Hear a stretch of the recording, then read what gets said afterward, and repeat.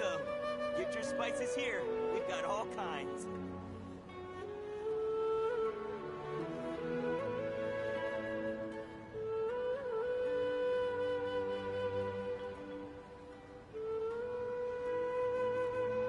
In my opinion, Juice is the best stall in So the whole great about business. Smash 9 toys anyway. Fascinating story. Welcome! Get your spices here. We've got all kinds. Everyone can enjoy.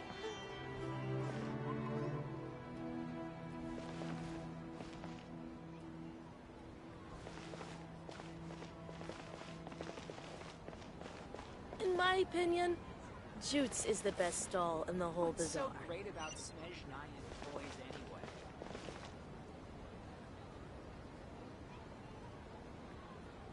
Welcome! Get your spices here. We've got all kinds.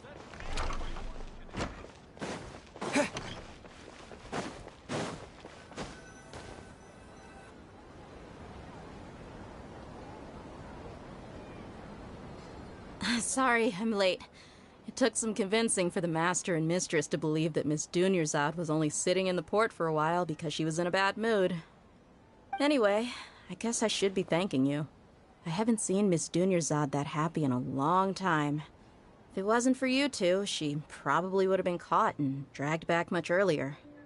You sure sound a whole lot nicer than when we first met, Dia. Who would have thought you had such a soft spot for Dunyarzad? It's called being a professional. I'm a bodyguard, and I work for whoever's paying. Look, Dia's blushing. Listen, you two. I don't expect to be working for Miss Dunyarzad very long, but I hope to finish things on a positive note if possible. Let's cut the chit-chat and head into the Citadel. We'll see if the person I know has a way for you two to meet with the Lesser Lord.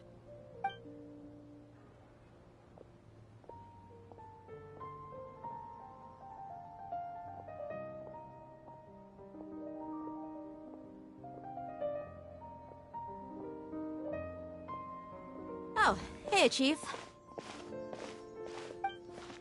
Ha, Dia! What are you doing here? And well, didn't expect to see you three together. I take it you all know each other already? We met this morning after the Adventurers Guild pointed us to Ozfon for more info. No kidding.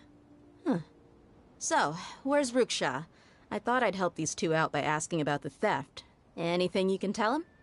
Rukshaw's gone over to the Academia.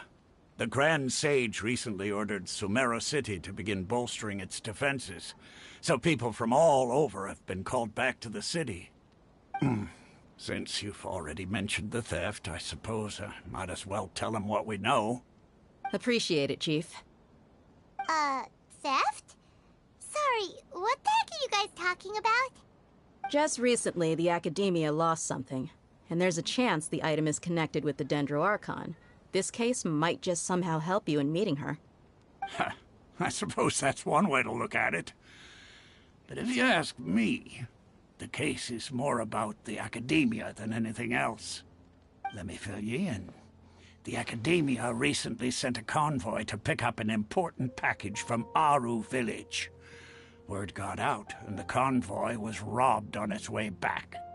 The Grand Sage took the whole matter very seriously.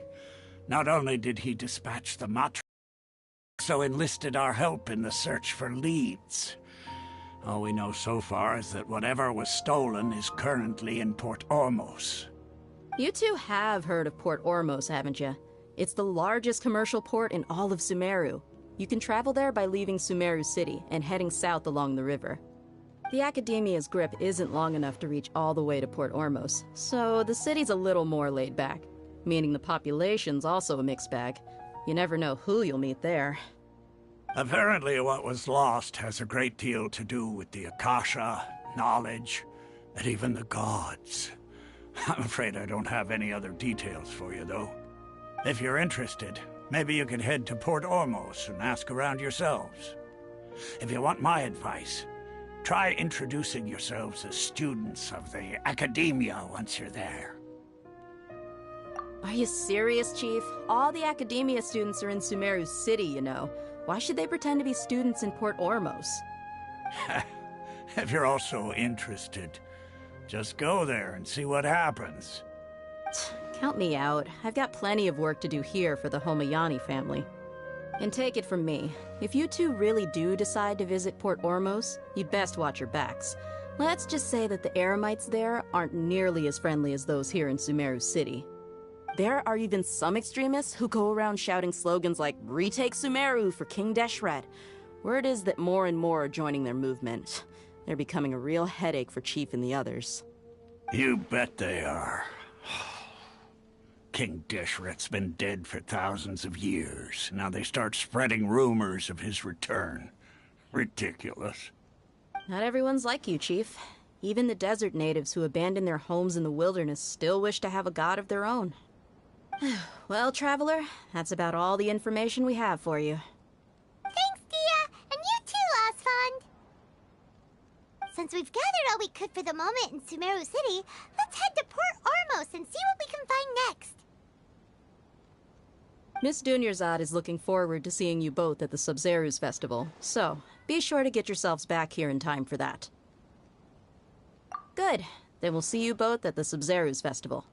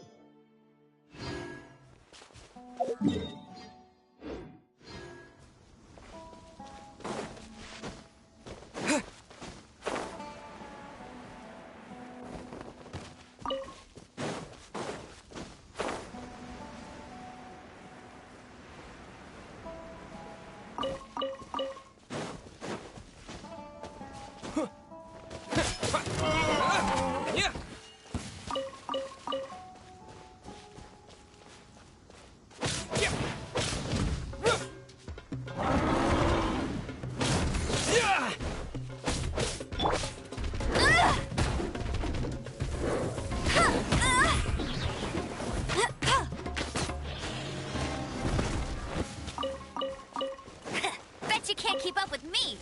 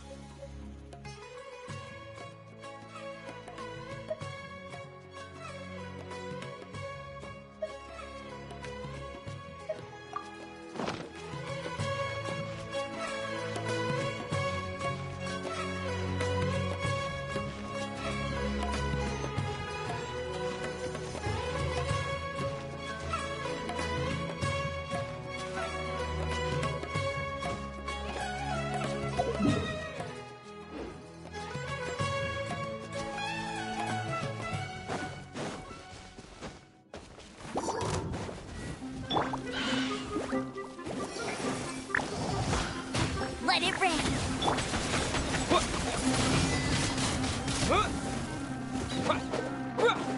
Disappear!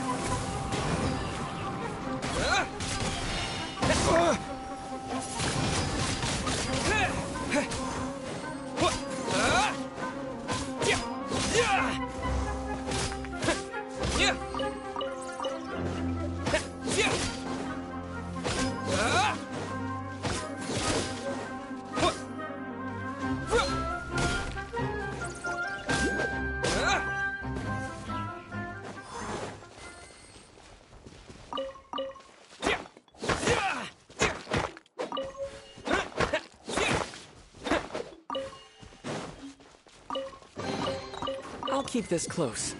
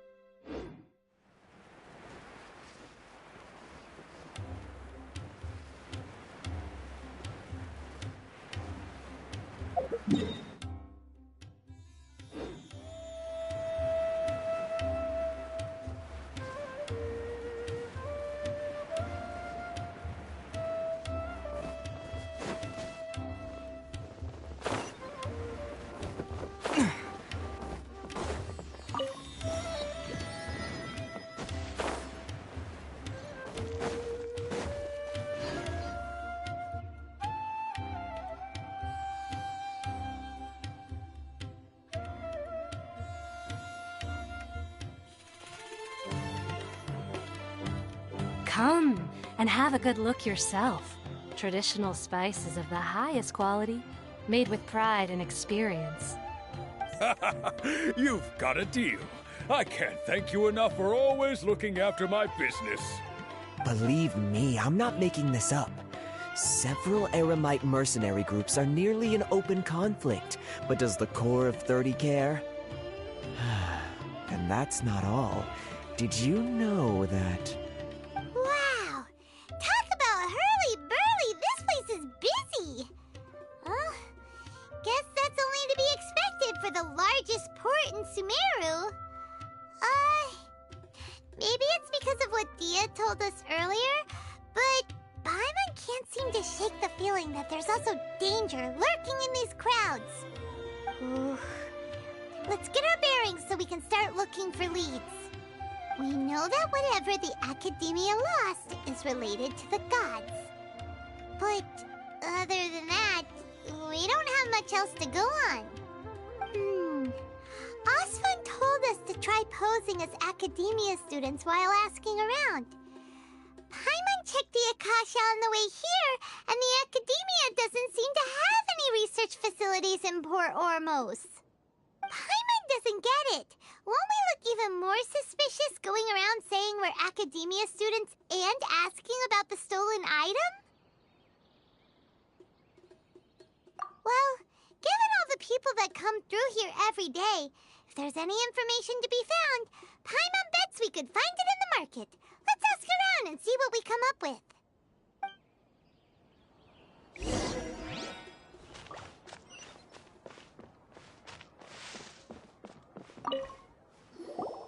Welcome. Welcome.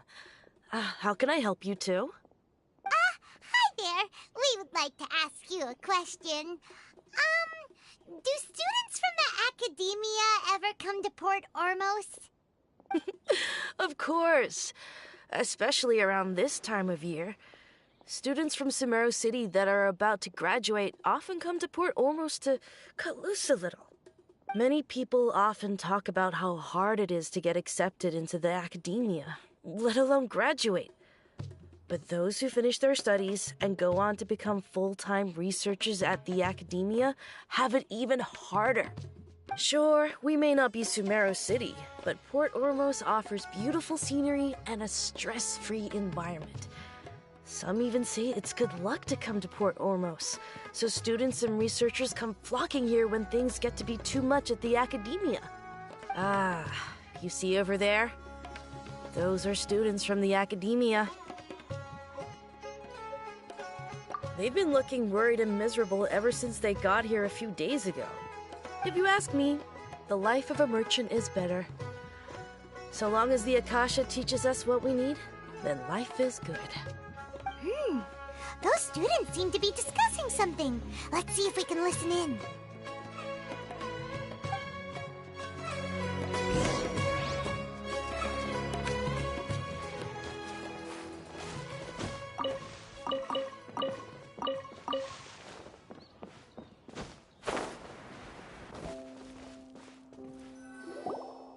It's no good. I've tried asking around, but I haven't been able to learn anything useful. Not to mention that a bunch of scary-looking Eremite mercenaries have been posted along the streets now. There's been a lot of fighting between the different Eremite factions in Port Ormos. If we choose to move on our own, then it would be wise to steer clear of them. Especially the group that's constantly shouting some stuff about King Deshret and some resurrection. I've even heard that the Citadel of Regzar is starting to get fed up with them. What was that group called again? Ein something or other? They're called Ein El Akhmar. Today, I heard that the thing we're after might be in their possession at the moment. Wait, come again? Don't you see? Many of the Eremites in Port Ormos deal with trading this kind of thing. They're usually pretty wary of outsiders, but not so with students of the Academia. It's because the kind of goods that students are looking for aren't the kind of goods that Eremites are after. As long as they know you're a student, then deals can be made. I've heard that Ein al-Hakmar likes to set up shop at the Jafar Tavern. Supposedly, if you're willing to part with 500,000 mora, they'll give you info on anything. Wait, did you say 500,000? If information alone costs that much, then how could we ever afford to buy what we're looking for? I guess we might as well give up on trying to graduate this way. I wouldn't worry too much. Our field of research is very niche. Who else could possibly be after that kind of shady knowledge? I bet it's practically worthless to anyone aside from us. Well, I guess that makes sense. Then the only thing left for us now is to find a way in. Why don't we all just pool our money together and pay for the information? Whoa! Did you hear that? A niche field of research and shady knowledge? It all sounds pretty suspicious to Paimon. Is knowledge something people just buy and sell like that? So, what's our plan? hear what they just said? Buying information is going to cost us 500,000 mora! Have you lost your mind? Oh, alright. Paimon never thought she'd agree to parting with that kind of mora. But if you know what you're doing, then we should give it a shot.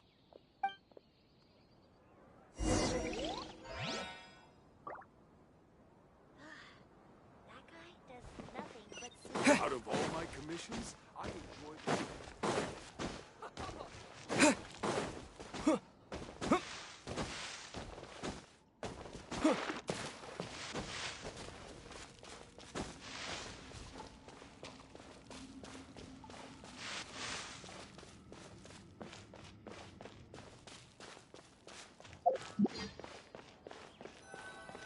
This is the place we heard those students talking about.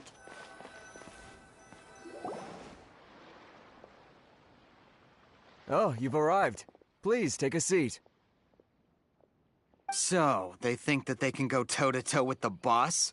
Huh! Once we reclaim the power of King Deshret, they'll be the first that the boss punishes. They're nothing to be afraid of. Our main rival now is the Caracal Battalion. They've also amassed a significant amount of mora this time, so we mustn't underestimate them. How can the Caracal Battalion compete with the boss when they're nothing but a bunch of money-grubbing opportunists out for a quick mora? Yeah, with boss's fervent devotion, he'll be able to use this power to bring our god back this time. Huh. All these guys talk about is King Deshret, so they're probably the ones we're looking for. Greater Lord Ruka Devata. That traitor and her followers must not be spared. The day will come when King Deshret exacts vengeance on Sumeru, and all of them shall be punished. Yeah, Paimon was wondering what they meant too. We should ask about that if we get the chance later.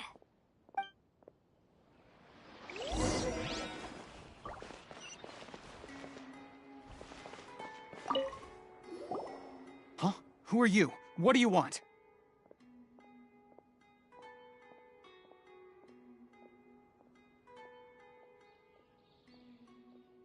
A traveler? Now's probably not the time to talk about that. Didn't the students say Eremites are wary of outsiders? A student? What's a student from Sumeru City doing in Port Ormos? Ah, well, if it's info you want, you've come to the right place. The question is, can you afford it? Huh? What is this, some kind of joke? Oh! Sorry! He must have grabbed the wrong amount! Hey, what do you think you're doing? Oh, Paimon can't stand to see so much more ago. But there's no other choice right now. Here, this is the merchant's address. Whatever you're looking for, you'll find it there. Hmm? Well, what are you waiting for? Oh, that's right! We heard you mention King Deshret just now. We're actually interested to know more because we're, archaeology students! Fine. Since you've already handed over the Mora, I guess I can throw in a little extra info. As you can see, members of Ain al-Ahmar are devout believers of King Deshret. Years ago, King Deshret founded the great desert nation that was our homeland. It was an advanced civilization, far beyond anything you'll see in present-day Sumeru. King Deshret was the rightful god of wisdom, but he was betrayed by a companion he trusted. She even stripped him of his title, God of Wisdom. So, you mean the traitor was... Greater Lord Ruka Devata, yes. That shameless wretch destroyed King Deshret's civilization, and our ancestors were forced to flee to this land where we were made to suffer the tyranny of our enemies. Furthermore, she conspired with the academia to cover up the truth of her actions, and create the merciful and benevolent facade for which she is now known. Ugh, just thinking about it sickens me. But the story doesn't end there, oh no. King Deshret isn't truly dead. The voice of the Oracle has been heard in the desert, prophesying his resurrection. Mark my words, our god shall return. And when that day comes, all followers of the traitor and all the desert dwellers who have forgotten their true god will suffer retribution together. If what I'm saying makes you shiver with fear, it might not be too late for you to become a believer of King Deshret. I don't have anything to say to you academia people about that. I think this conversation has reached its end. Not just yet. This man is a fraud. Huh? You again? Deranged academia lunatic. Yes, it's me again. I already warned you that if you weren't willing to sit and discuss things with me, I'd take measures to make things uncomfortable for you. Listen to me. That address he gave you is fake. Or at least, you won't find a merchant waiting for you there. This group has been boasting all around that they can provide information on a certain item as a means of luring people into their territory. Once you show up, they keep up the act until they have hard evidence that you want to purchase said item. Then they use that to squeeze you for all the mora you're worth. Hey! Shut it all, Hatham! What are you playing at, trying to ruin our business like this, hmm? I told you the other day. I wish to discuss my terms with your boss. Ha! The boss made it perfectly clear that he won't negotiate with you. Yes, and in no uncertain terms. But that was then. It does not preclude him from changing his mind in the future. I'm warning you, don't push us, or this could get ugly. We don't usually get rough with people from the academia because it just complicates things. For a lunatic like you, though, we might just have to make an exception. If you're suggesting that we escalate this from a verbal exchange to a physical one, I accept. After all, even the Archons used war to negotiate the ownership of Tevat. If, on the other hand, we can't agree on any means of negotiation at all, then I'm afraid my next course of action will sting a little more than the mere falling through of a few business deals. I will jeopardize the Eremite's reputation, which I know you value above all else. I am quite confident that if I began to take such action, your boss would willingly approach me himself. However, I fear that by then, some things will have happened that cannot be undone. Also, a word of advice. I suggest you tell your boss exactly what happened here today. Otherwise, he might blame you for not telling him in the future. What did you say? Consider this. Have I ever failed to follow through on my word in the past? This guy is really out of his mind. Okay then. If you really have a death wish, let's meet a week from today. The pier in front of the Pharos Lighthouse, 4 o'clock in the afternoon, sharp. Don't expect us to hold back. Not so fast. First, you return the 500,000 mora to them.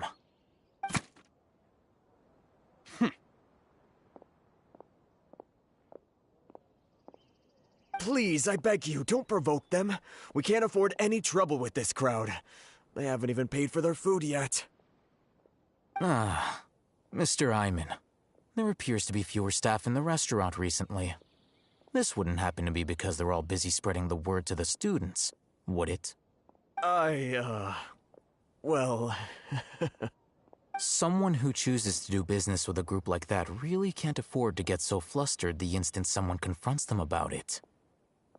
Consider the meal compensation for our silence. I'd say you're getting an excellent deal. Whoa, did you see that? He not only got us our Mora back, but sent the Emirites running too! Plus, he seems to know a lot about what's going on around here. Let's catch up with him and ask some questions! He went that way! After him! What's going on? Talk to the bartender if you want a drink. Wait up! It's Al-Haytham, right? What do you want? No need for thanks. My goal was to get to them, and you two gave me just the opportunity I needed. We're even. Oh, I advise you to keep your distance from them. Since they weren't able to make off with your Mora in the end, they might harass you again in the future. All right. Goodbye. Hold your horses! We still have something to ask you about! Since you tore through their scam right in front of them, you must know the real story about certain something, no? Who exactly are you two? And why are you inquiring about that? A student. Right. Look, you should know that those thugs conducting business with you had nothing to do with your lie. Huh? Oh, yeah! He's really strong. Weren't you saying something about a physical exchange? We can help with that. He doesn't even have a vision. Forget it. Maybe not, but he can still use elemental energy. Otherwise, there's no way we'd go asking for info from from guys like that. Those high-headed thugs are definitely gonna bring a lot of backup for your next meeting. Even if you don't go alone, you won't regret taking us with you.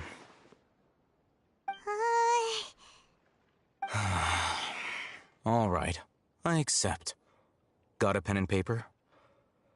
If you're searching for someone who sells that kind of merchandise, I'll give you one of their addresses, and you can try your luck. We'll reconvene at the appointed time by the pier. It doesn't matter if you show up or not. So, since you were happy to give us this merchant's information, does that mean you can tell us exactly what we're after? You were willing to part with 500,000 mora for something and you didn't even know what it was? Okay. Well, if you truly are as skilled as you claim, then you can beat the answer out of them when they become hostile. Look, if you've been making inquiries, then you have to know something by now. Tell me what you know so far, so I don't waste time repeating information. We know it's connected to the academia somehow, and that not only do the Eremites deal in it, but some students want to get a hold of it too. What else? You know almost everything there is to know, but you're unable to compile this information because you've never seen the object before. This is what you've been looking for. Huh? Paimon can't tell what it is. It looks like some kind of ornament. This is a knowledge capsule. To put it simply, it's a vessel that can store a fixed quantity of canned knowledge. It's like a miniature Akasha. Anyone who links it to their personal Akasha terminal instantly becomes privy to its contents. Correct. Anyone. Unlike the Akasha, which heavily regulates who can access what information, knowledge capsules confer their contents without any requisites. That's amazing! It's essentially a convenient and harmless vestibule for knowledge. Unfortunately, it's illegal in Sumeru to privately possess or trade them. They were created as a means for scholars to transfer knowledge gained from Irminsul into the Akasha, and are intended to be destroyed immediately after use. But despite strict regulations, some of these knowledge capsules will always escape destruction. After all, there will always be those in this world who are dissatisfied with life as designed for them by the Akasha and wish to change their fate. Over the past century, a wide variety of canned knowledge has been leaked from the academia. Now, in Port Ormos, the valuable ones are a means to mora for the Eremites. Meanwhile, those which the Eremites deem to be useless to them occasionally prove useful to the common citizens and hapless academia students. Well, I think that about sums it up. Oh, so that's your true objective. With our current arrangement, I don't believe I can offer an answer. You're still resolved. Fine. Let's talk somewhere with fewer people.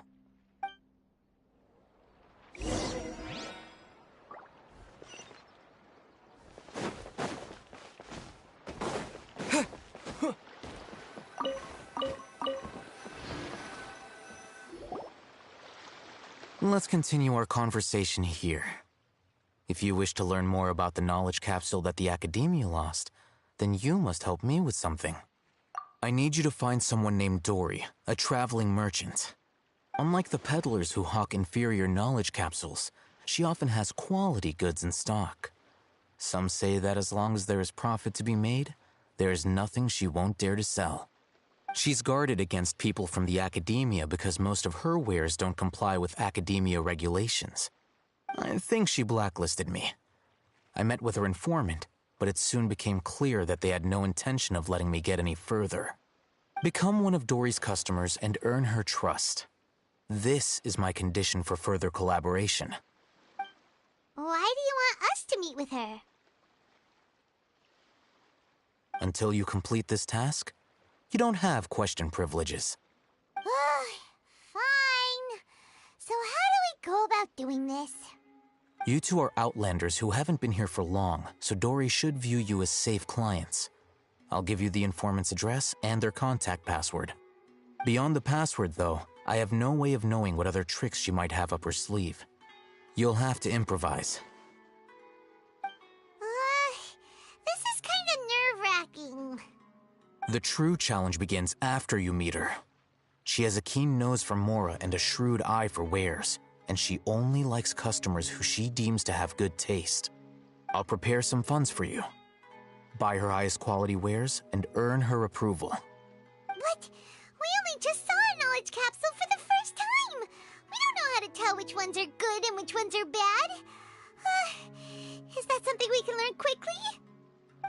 That's true. Have you two heard of elemental sight? Oh, that's a surprise. Guess I'll have to hold you in higher regard.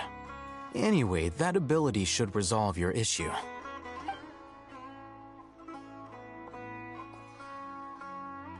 Here are 2 knowledge capsules. Tell me, can you detect any difference in their quality?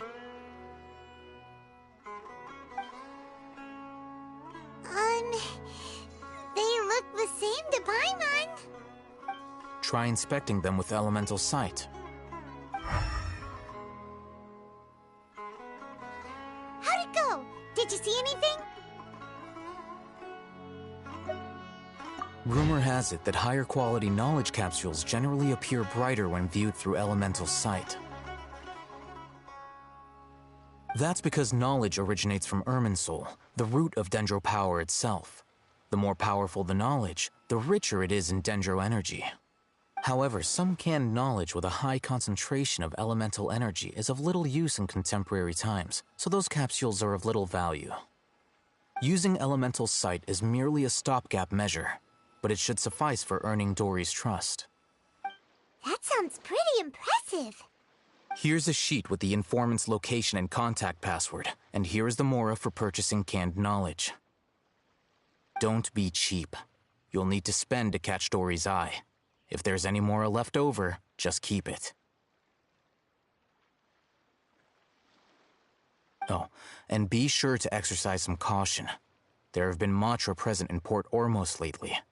Your efforts will be for naught if they catch you. Matra?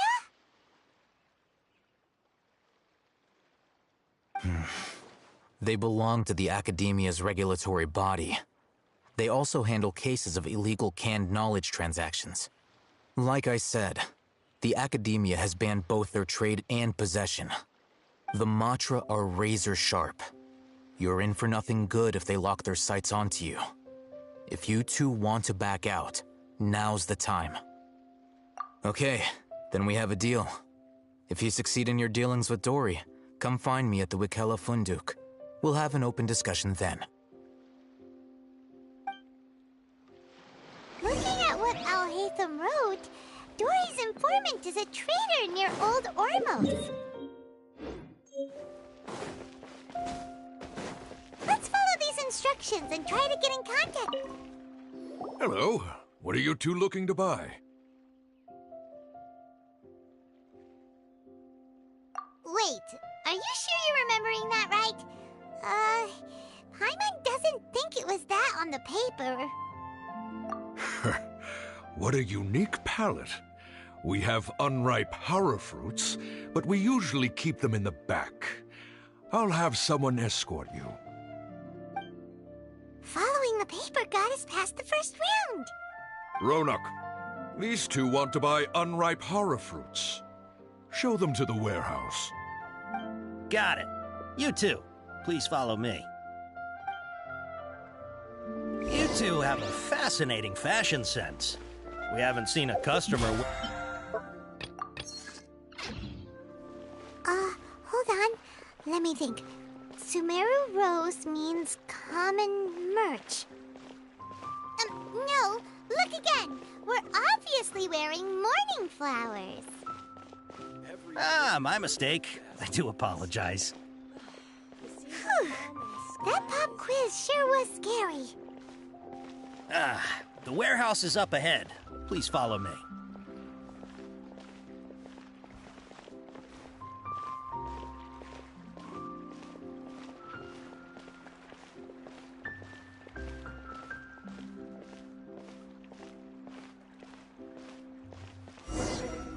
Before I retrieve your products, I need to confirm a few things. Please forgive me, but we may not have sufficient stock for you today. Earlier, many of our hara fruits were taken by mice. Hold on. That's not right. Taken by mice means they sold out. I'm sorry. But as things currently stand, we won't be able to fulfill your order. Why don't you two think things over? He's cautious of us. Let's take a closer look at the paper that Al-Haytham gave us.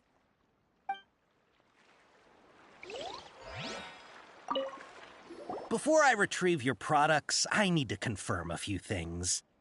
Please forgive me, but we may not have sufficient stock for you today. Earlier, many of our hara fruits were taken by mice.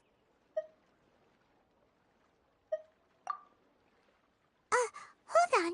That's not right. Taken by mice means they sold out. I'm sorry. But as things currently stand, we won't be able to fulfill your order. Why don't you two think things over? He's cautious of us. Let's take a closer look at the paper that Al-Haytham gave us.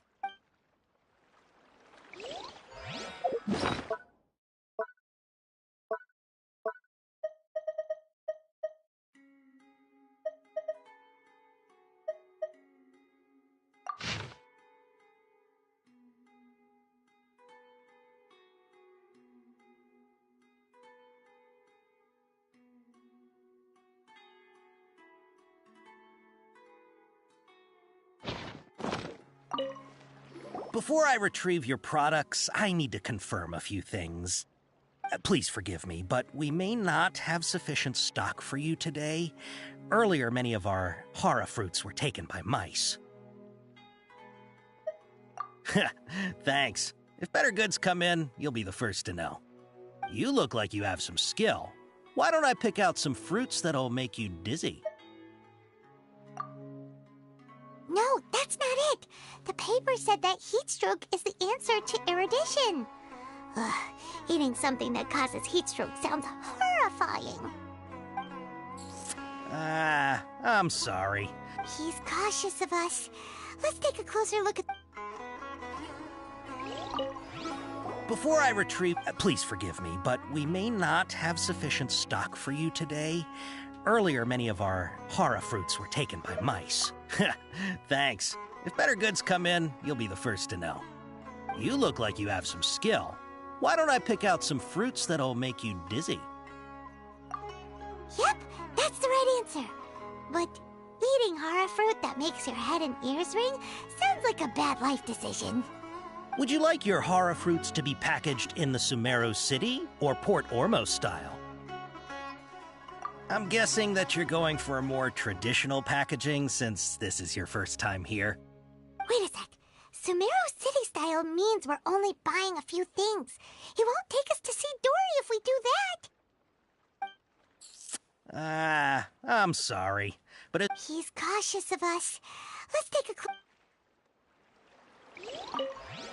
Before I retrieve... please forgive me, but we may not have sufficient stock for you today.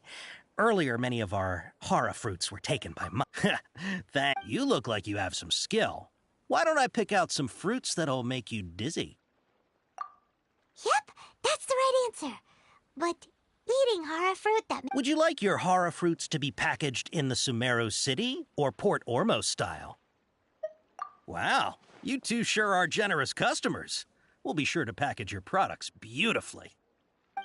Okay, everything has been confirmed. Miss Dory is waiting for you up at... Shoot, it's the Matra! Run!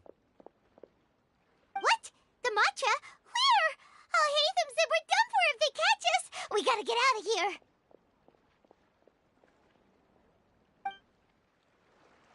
We don't know this area, so let's follow that informant.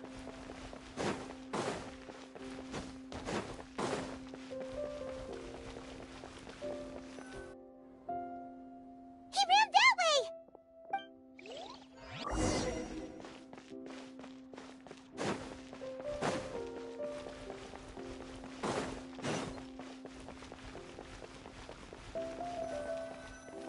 Look, he's over there.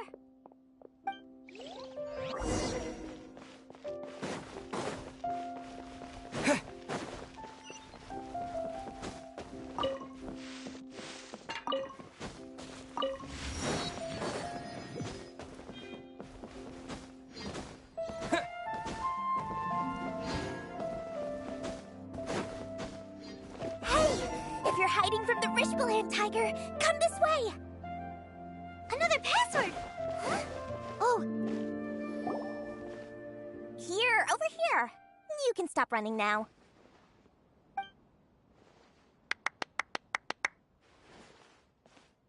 So you were the one who was calling out to us just now. But, are we definitely gonna be safe here? These two good customers wish to buy some horror fruit, Miss Dory. And if there's nothing else, I'll just excuse myself. Oh, very good. Thank you. Huh? Wait, you're Dory? Paimon sure thought you'd look a whole lot scarier. Hey, what are you trying to say, Princess Pea-Brain? I can be scary enough when I need to be, believe you me. If you don't watch what you say, then you can forget about doing any business. But it seems you two have actually done pretty well so far. Not only did you manage to find the informant, your reactions were also pretty sharp. You don't really look like criminals or anything, but I bet my Mora that you've been involved in some shady dealings, haven't you? Paimon's not sure if that's supposed to be a compliment, but we'll take it. I can't risk doing business with people who start huffing and puffing after just a few paces. No matter how much Mora they might have. Not only will they get caught by the Matra, but they'll also get us into trouble. As decent folks trying to run an honest business. We don't need any of that. Wouldn't you agree? So that's why I prefer to have customers like you. It's your first time here, but don't worry. I won't ask too many questions. Even if you wish to buy enough knowledge capsules to decorate your house with, please, knock yourself out.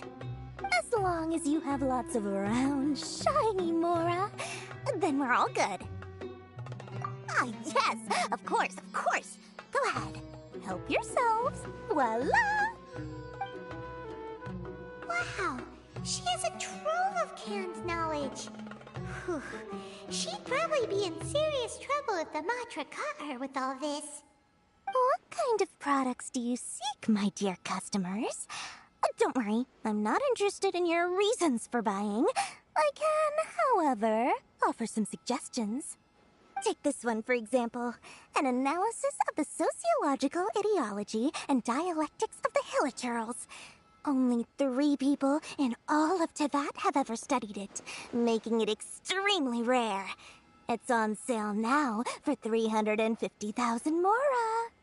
Yeesh, who would want to be an expert in that topic? Or how about the architectural styles and construction methods of Teyvat in the early Archon War period? With this one, you can become an expert in historic architecture preservation and find an excellent, well-paying job in nearly any nation.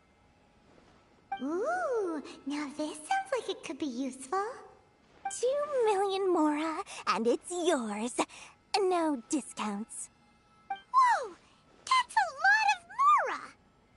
course, you are free to pick whatever your heart's desire. The contents and price of each knowledge capsule are indicated in small text on the body of each one, down at the bottom. Alright, let's try the method that Al-Haytham mentioned.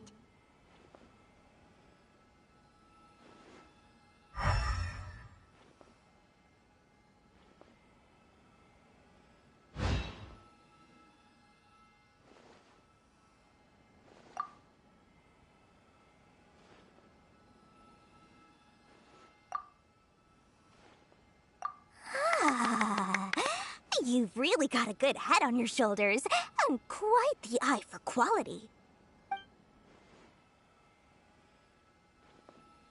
We'll take these, please and thank you.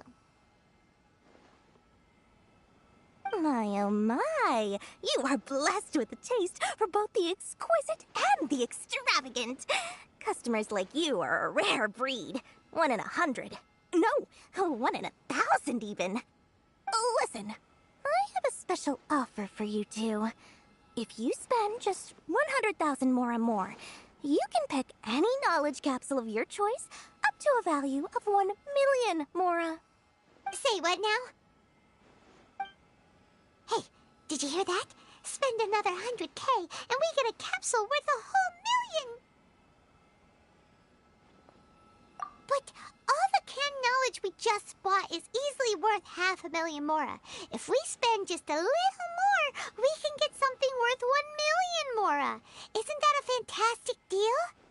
Think about it. We've gone to all this trouble to get this canned knowledge. And so far, everything we bought belongs to Al-Haytham. Aren't you even the least bit curious about how this whole canned knowledge thing works? We're talking instant knowledge here. Don't you want to try it yourself? Come on, come on! We still have around 100,000 of Al-Haytham's moral left, so let's put it to good use by finding something useful for you.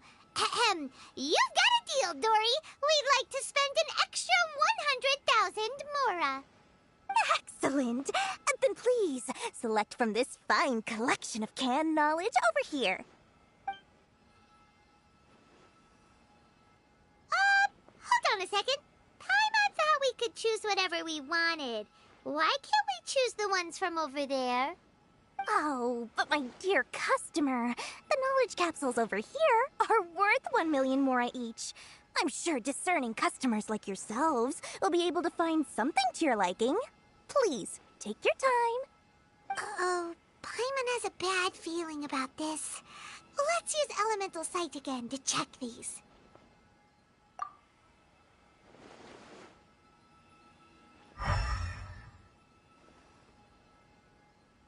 So, what did you see?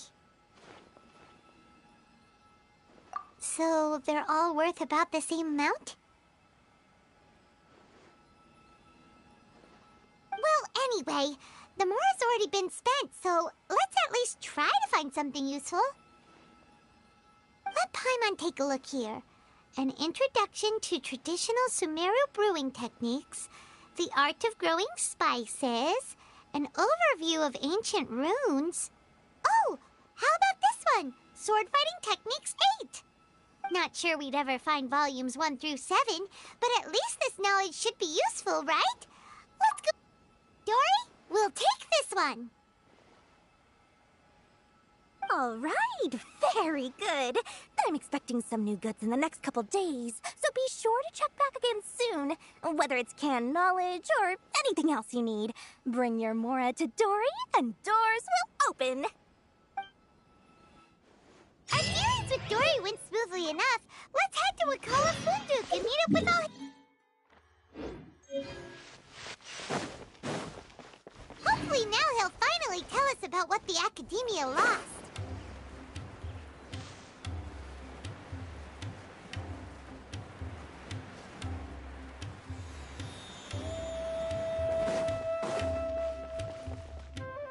Ha, you two made it. And from the looks on your faces, you were successful. Whoa, there's so many people from the Academia here. Why would you pick this place as our meetup spot? Well, Wakela Funduk is under the Academia's control, so naturally the Academia has people working here. I came to Port Ormos under the pretense of conducting official business. You're a pretty daring guy. Relax. No one here is interested in anything we say, and the Matcher won't come here. Okay, now, tell me how your encounter with Dory went. Okay, we did what you asked. So, can you tell us about the knowledge capsule that the Academia lost now? Before that, I have to ask, why are you two so intent on tracking it down? You don't have to answer, of course. Yeah, he just wants to meet the God of Wisdom and ask her about something important. We've been in Sumeru for a while now, but we still haven't found a way. When we heard that the Academia had lost something that might be related to the gods, we came here in case it turned out to be our lucky break. In that case, you're on the right track. A short while ago, the Academia lost a knowledge capsule in the desert. It's supposedly a divine knowledge capsule. Use it, and you'll gain the wisdom of the gods. Wow, there's really such a thing as that? Hey, if we find it, do you think we could learn how to meet the Dendro Archon? Ooh, or how to find your sister? I highly doubt it has any mystical properties, but it does indeed exist. And it's right here, in Port Ormos. So, where exactly? That's what we need to find out next. I won't deny that. I am investigating because I'm curious as to what the divine knowledge capsule truly is. As you know, the Eremites in Port Ormos also have their eyes on it. It is an extremely precious item. The knowledge contained within may bring great power or wealth to whoever has it in their possession. Several brigades have been vying for ownership of it as of late, but there is still no victor. My personal finances and connections cannot compete with those of the Eremites. After attempting various methods, I finally managed to reach a tentative agreement with several brigades. I agreed to forego ownership of the divine knowledge capsule in exchange for the opportunity to study it. After all, there's no harm in understanding what it is. However, there are those who are less amenable to negotiation, such as those from Ain al-Ahmar. They adamantly believe that the divine knowledge capsule contains King Deshret's power, and that he will return to this world when they obtain it. They refuse to let anyone from the Academia tarnish their deity's soul. So you kept hounding them because they refused to cooperate with you? Yes. Ain al-Ahmar isn't exactly wealthy, but its members are determined to get that capsule by any means necessary.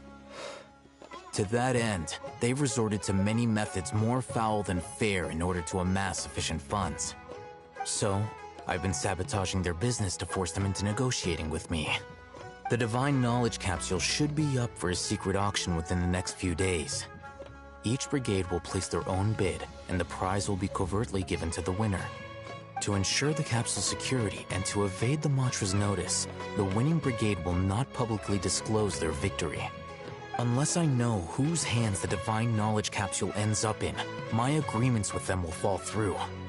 Dory is the most reliable source of information, but that avenue was previously closed to me. With you on board now, the situation is different. In other words, you wanted us to befriend Dory so you could find out where the divine knowledge capsule is. Yes, you can say that. But this arrangement harms none of us. The day after tomorrow, go back to Dory and try to purchase information on the divine knowledge capsule's whereabouts. If she has no information, wait 2 days and approach her again. If I get the opportunity to study the divine knowledge capsule, I will relay my findings to you. Will that suffice as compensation? Okay, then we'll meet up in 2 days. Alhaitham, before you go, we actually bought a knowledge capsule for ourselves, but we're not sure how to use it. You two want to try using a knowledge capsule? Sure, I can teach you. Doing so right under the Academia's nose is a bit problematic, though. What do you say we head to the outskirts of town?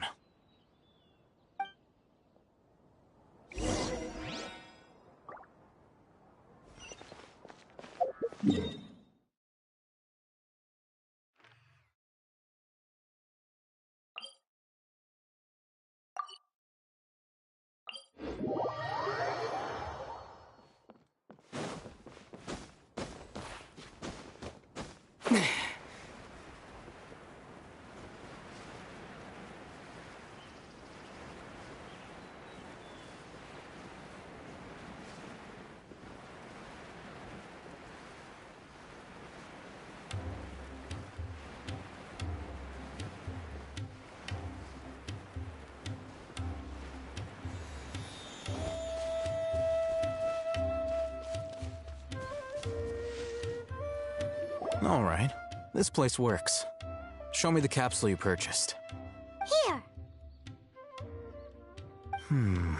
Sword Fighting Techniques 8. Huh. A combat class knowledge capsule. This class is something of a rare find these days, since most have been taken by the Eremites to augment their battle capabilities. Really? Ah, yeah, what a great buy! If you want to determine the efficacy of this capsule, I can evaluate your combat ability. However, effects will likely be minimal if you already possess a high amount of strength. We can conduct a controlled experiment where you fight 2 battles, one before using this knowledge capsule and one after. While you fight, we can use an Akasha terminal to monitor your various physical parameters. There may be variances in your physical strength between the 2 tests, as well as a disparity in your opponent's abilities. But don't worry. I'll run statistical analyses afterward to mitigate any confounding effects. Wow! Haytham! You must have been one of those guys at the Academia who got top grades on everything. Paimon's curious about something, though. You definitely weren't one of those students who needed canned knowledge to graduate from the Academia, right? So why are you risking getting caught by the Matra for this capsule? When you are unable to understand a researcher's actions, most cases can be attributed to curiosity. This is but one theory. Sounds like you're trying to avoid the question. All right, let's begin the test. Just fight as you normally do.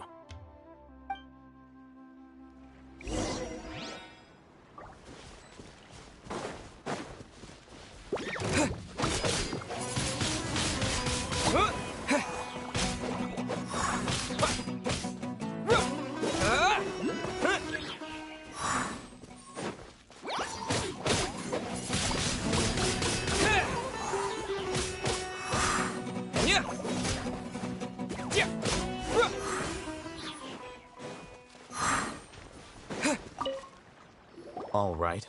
I'll link your Akasha terminal to record data. The next step is to use this knowledge capsule. Hold it in your hand. I'll help you establish a connection with it so you can activate its power.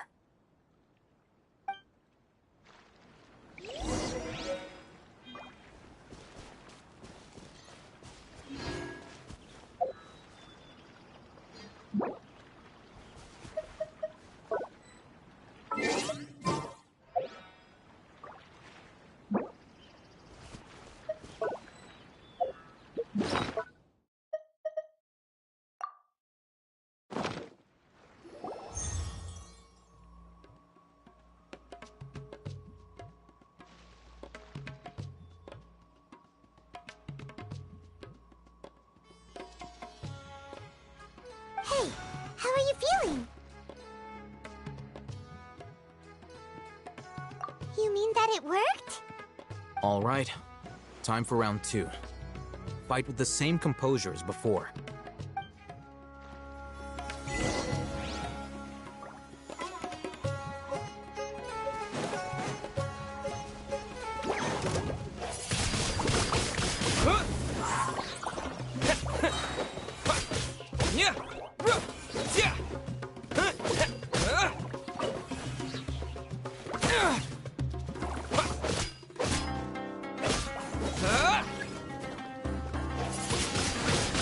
Wind blade.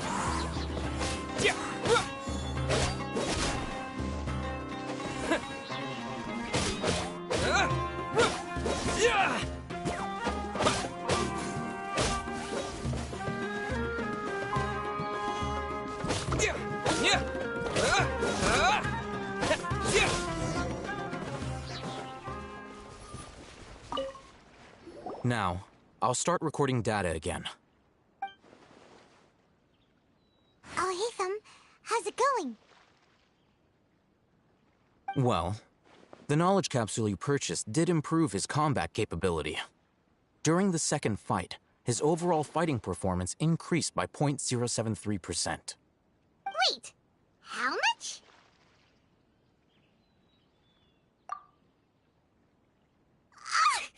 Dory's such a jerk! She totally scammed us! 1 million mora?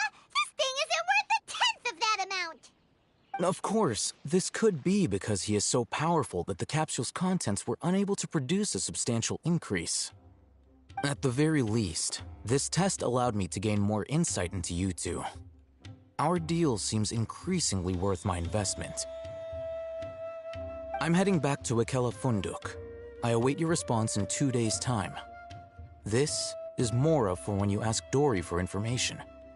Pay her as much as she requests.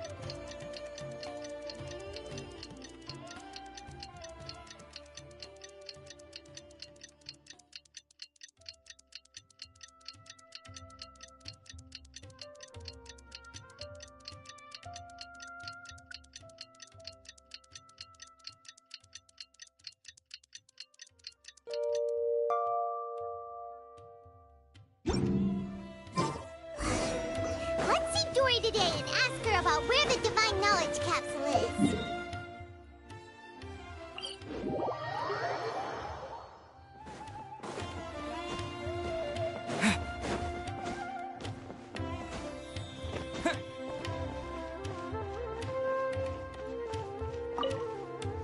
Here, over here! Oh, welcome back, my loyal patrons. What can I do for you this time?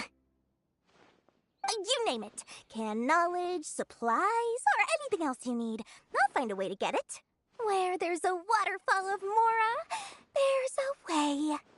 Can you really get us anything we want? Anything at all? Aha! So it appears that canned knowledge alone is no longer sufficient for your opulent appetite. Then please oblige me. Tell me what you have in mind. Oh! I knew customers with pockets as deep as yours would undoubtedly crave something more profound than ordinary canned knowledge. But you know, that kind of information isn't going to be cheap. After all, I had to work really hard to weasel my way into the auction site. Not to mention that if anyone found out that I was the leaker, I would be in big, big trouble. But how can we be sure your information is accurate? Paimon's curious how you just happen to have this kind of info the moment we need it. Because to me, anything of value is what I consider to be my supply. Therefore, I must always be aware of what's hot on the market in order to secure more sales. As for the information's authenticity, well, you've no need to worry about that. I used a camera to take a picture of the transaction. That way, no one can dispute it. It's always a pleasure doing business with such sterling patrons. Now that you've paid in full, here's the scoop. The Divine Knowledge Capsule was purchased yesterday by a certain Misery, the leader of Ain El Ahmar. Ain El Ahmar? You mean the Eremites who worshipped King Deshret? Ah, so you're already familiar with them.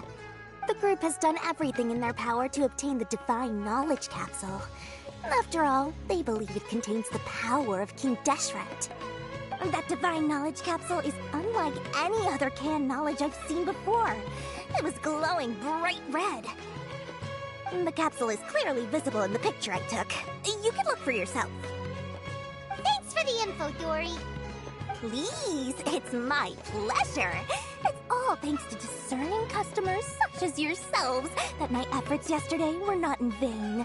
Please, don't hesitate to contact me if you ever need anything else in the future. Mora for Dory opens doors. Well, we figured out where the Divine Knowledge Capsule is. It turns out it ended up in the hands of Ain el-Ahmar. Let's head back and talk to Al-Haytham. True history is sometimes more exciting than legend.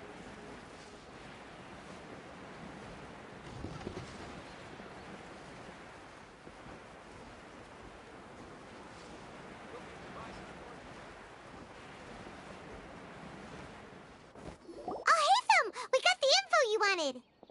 Really? All right. Let's hear it.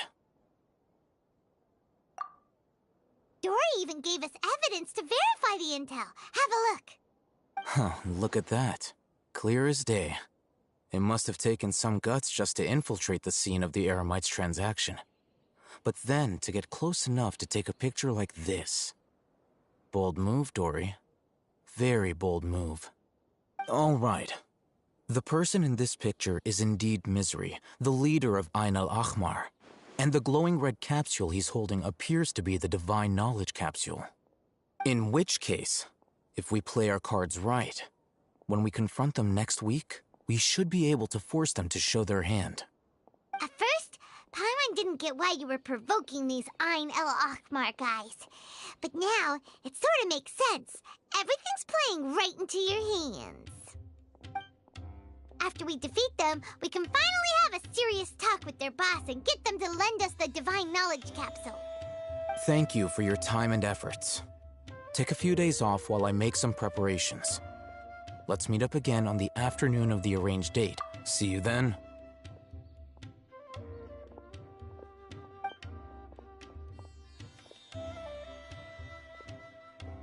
Al-Haytham sure is taking his time. Where could he be? Oh, there he is. Sorry to keep you waiting. Let's head to the pier in front of Pharos Lighthouse. Yep, let's go.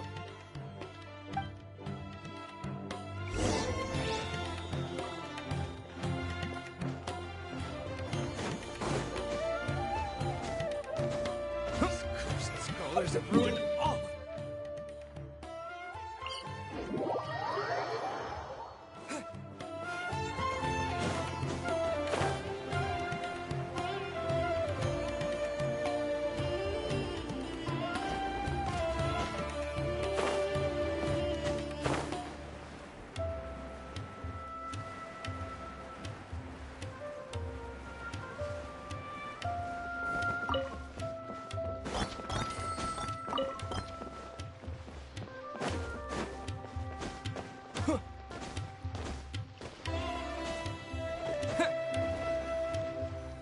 Al-Haytham. I knew you were crazy, but I didn't know you were crazy enough to actually show up.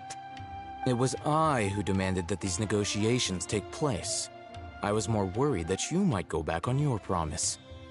But to your credit, it appears that you're sticking to your word. This is turning into quite an occasion. I also brought some backup. I assume you don't mind. Backup? Aren't you the brat from the restaurant the other day? You've come to support this lunatic because he helped you out? Fine. Your funeral. I'm not going to mince my words. Once we're done with you, you'll be nothing more than fish food. Get 'em, boys!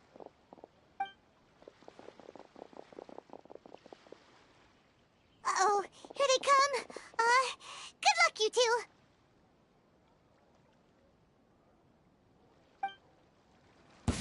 That's close enough. Where do you think you're going? Kuba, get them! Where do you think you're going?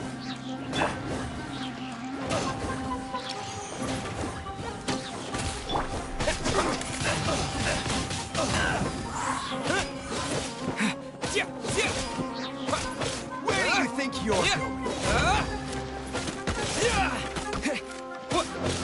I'll be back. I'll be back. Following orders. You're toast! Take that!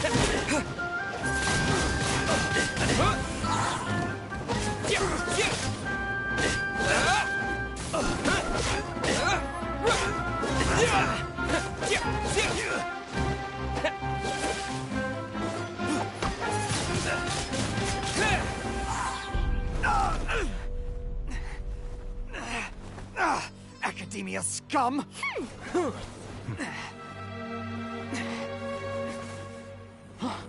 Boss! Finally! Did you use it? Great! Now we can...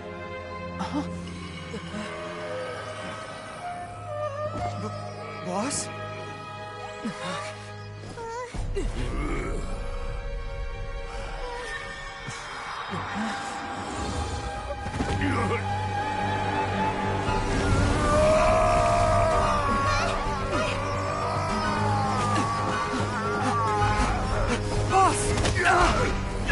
Boss! What's wrong? What happened to him? We have to cut his Akasha connection, now.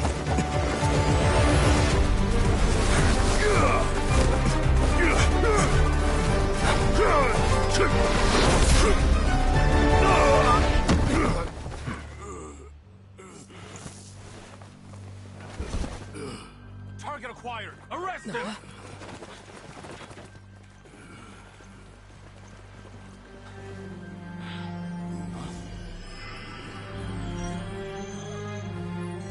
Do not impede our work. Is that understood, Al-Haytham? Of course. I was only trying to help. Take him away!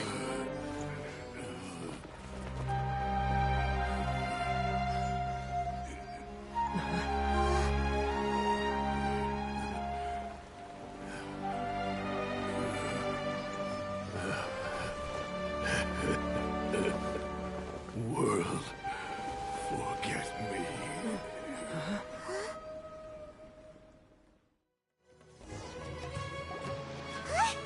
What in Tibet just happened?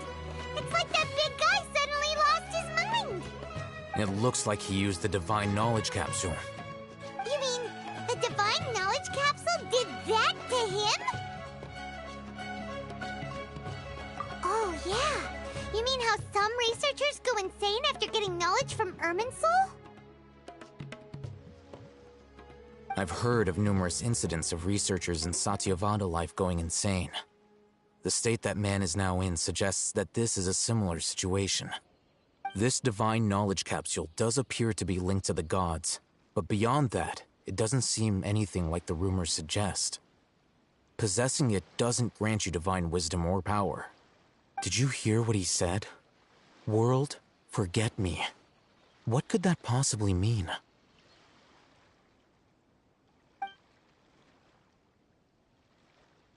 If the mantra took him away, then that means the Academia got the Divine Knowledge Capsule back too.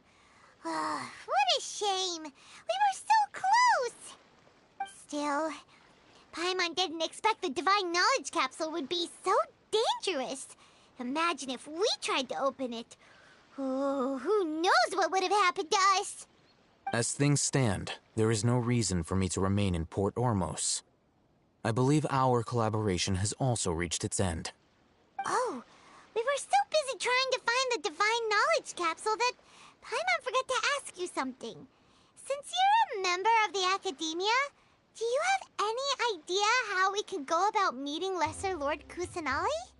Truthfully, I don't. Lesser Lord Kusanali appears to exist outside of Sumeru's entire administration. Most of the time, you wouldn't know she exists at all. Moreover, since the Academia possesses the Akasha, a symbol of our deity's wisdom, scholars have no reason to desire to make contact with the deity herself anyway. Everything about Lesser Lord Kusanali is such a mystery. I'm heading back to the Academia. How about you two? It's almost the day of the Sub-Zero's festival. Maybe we should head back too. We've been rushed off our feet over the past few days, so maybe a little rest and relaxation will do us good. Then we'll part ways here, Al-Haytham, until we meet again.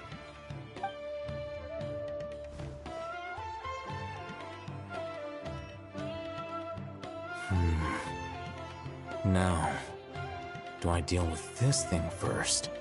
Or should I produce the report that the higher-ups require?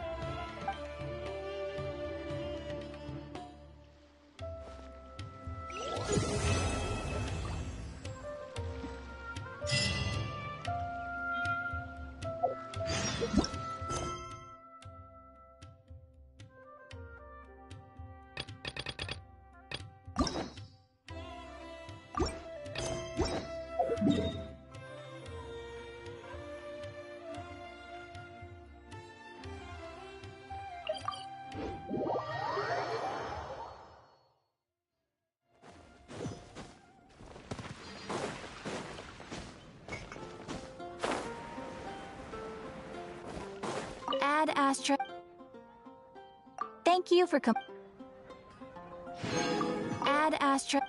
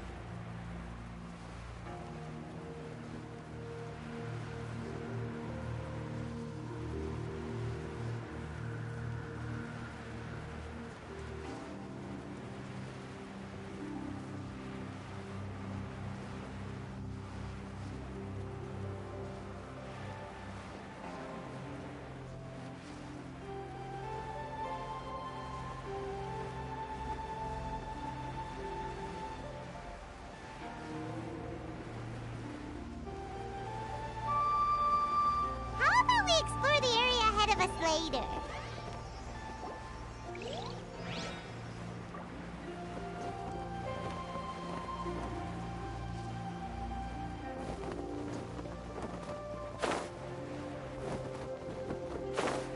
How about we explore the area ahead of us later?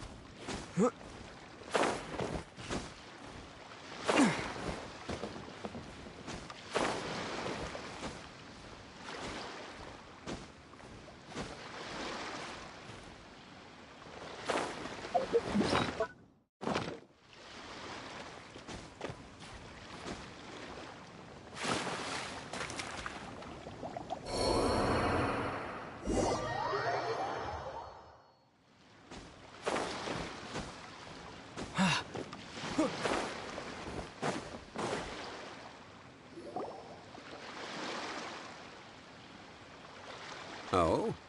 I didn't think I would see you here. Are these two your friends? Yes. We had the fortune of meeting not too long ago. They are quite a knowledgeable and talented pair, and a pleasure to be around. Traveler, we were just discussing the history of Rex Lapis.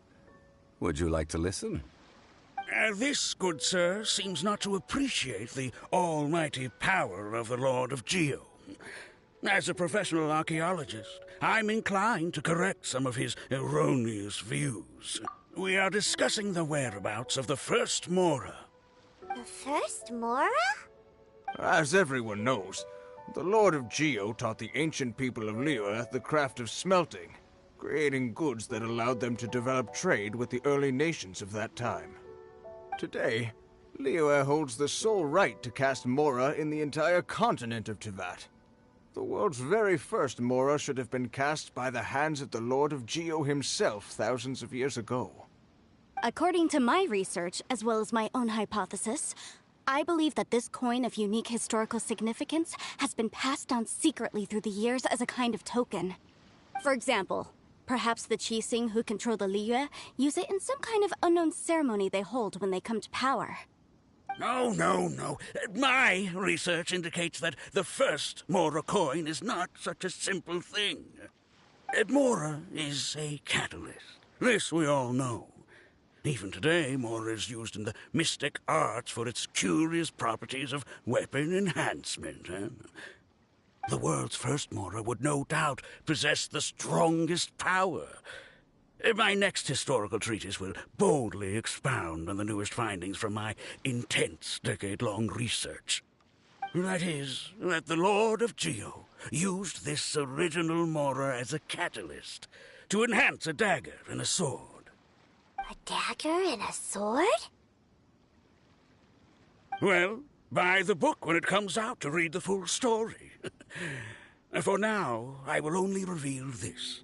The one who finds the dagger shall become supreme in Liyue, and the one who finds the sword may be crowned Liyue's sovereign. I can't say I agree. Let us not speak of the authenticity of the dagger and sword first. But Mora and money came about simply because they are a convenient measure of a contract's value. Rex Lapis just meant for Mora to serve as a catalyst for people to exchange and trade.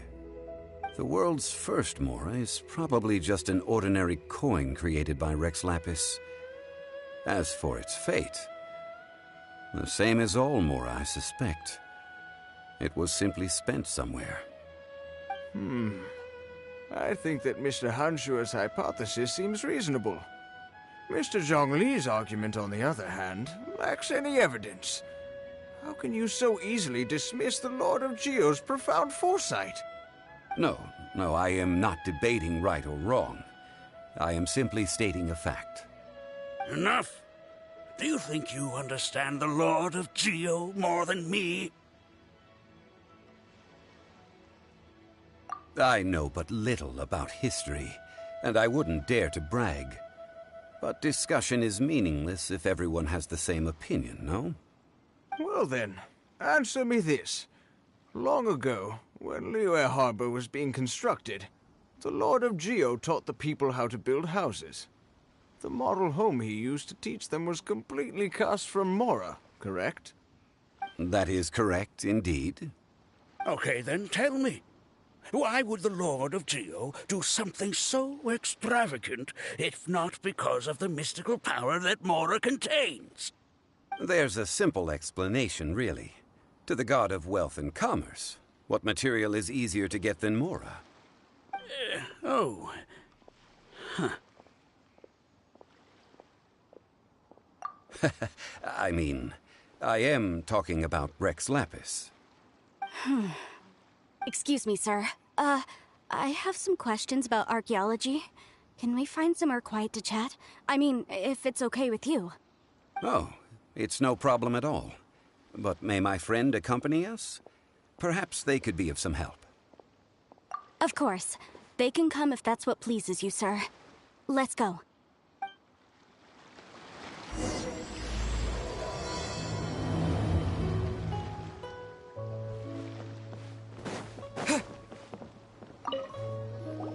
What I'm about to say is a bit disrespectful of the Lord of Geo and would draw a lot of angry looks. So it's best to discuss this somewhere quiet. Your argument just now exhibited acuteness of speech and thought. Most importantly, you don't fall for the boasting and acting of the others. You remain objective. So I have a question for you. Perhaps you will answer differently from other scholars. Do you think that all the gods that the Geo Archon killed were evil? Let's not analyze it in terms of good versus evil. Rex Lapis placed great importance on the integrity of contracts. So any gods he killed certainly must have broken some kind of contract. Right! The Lord of Geo wouldn't kill the innocent. But when I was doing some research, I learned about the legend of the god of salt. The god of salt, Havria, was a very kind god. But she encountered Morax one day in battle. Morax used a rather underhanded trick to assassinate her. What? No way! This bit of history is a long story. But you may not like the truth when you hear it. Don't worry, please tell me what you know. This event, I've already searched for answers for a long time. No, it's just... Where should I begin? Over here, Mr. Zhongli. I've been looking for you. So you're over here all this time. Put down your weapon and stay back. Otherwise, Paimon's reporting you to the Millilith. First of all, I'm not holding a weapon. There's no need to overreact now. I'm simply an archaeological researcher from Snezhnaya. I'm not here for trouble. The Fatui say that every time. But this time, I registered with the Liyue Ministry of Civil Affairs. I could show you the official documentation if you want to see it. I will be conducting an archaeological survey here, the results of which will all be shared with the ministry. I heard that Wangsheng Funeral Parlor had a consultant named Zhang Li, with immense knowledge of ancient history and archaeology. So I paid Wangsheng Funeral Parlor a handsome amount to hire Zhang Li as my own consultant while I'm in town. So you mean to say that this is work for the Wangsheng Funeral Parlor, yes? Well, since it's work, I don't have a choice. A consultant of the Wangsheng Funeral Parlor must respect their duty. Of course you would be such a reasonable man. Well then, let's head out now, shall we? Wait, if you are studying archaeology, can I go too? I am also a scholar in this field, so I can help. That will give us a chance to continue the topic we were just discussing. Oh, and you should tag along too. This experience may be of help to you on your future adventures. It is a story from before the rise of the Seven. Although the god of salt has already perished, it will still be a meaningful experience for your journey. Wait, this is an archaeological expedition, not a tour group. That's too many people. But this friend of mine has a treasure-finding talent, surpassed by no one. It will surely be of great help to us. Oh? What talent? If my friend espies a treasure chest, they will absolutely find a way to open it. Hey, Paimon's good at that too! Well, that is quite enticing. All right then. Well, let's go. There's no time to waste. When the Overlord of the Vortex was crushed by the Jade Chamber recently, perhaps something of interest was washed ashore. An ancient artifact would be good. Traces of ancient activity would be great.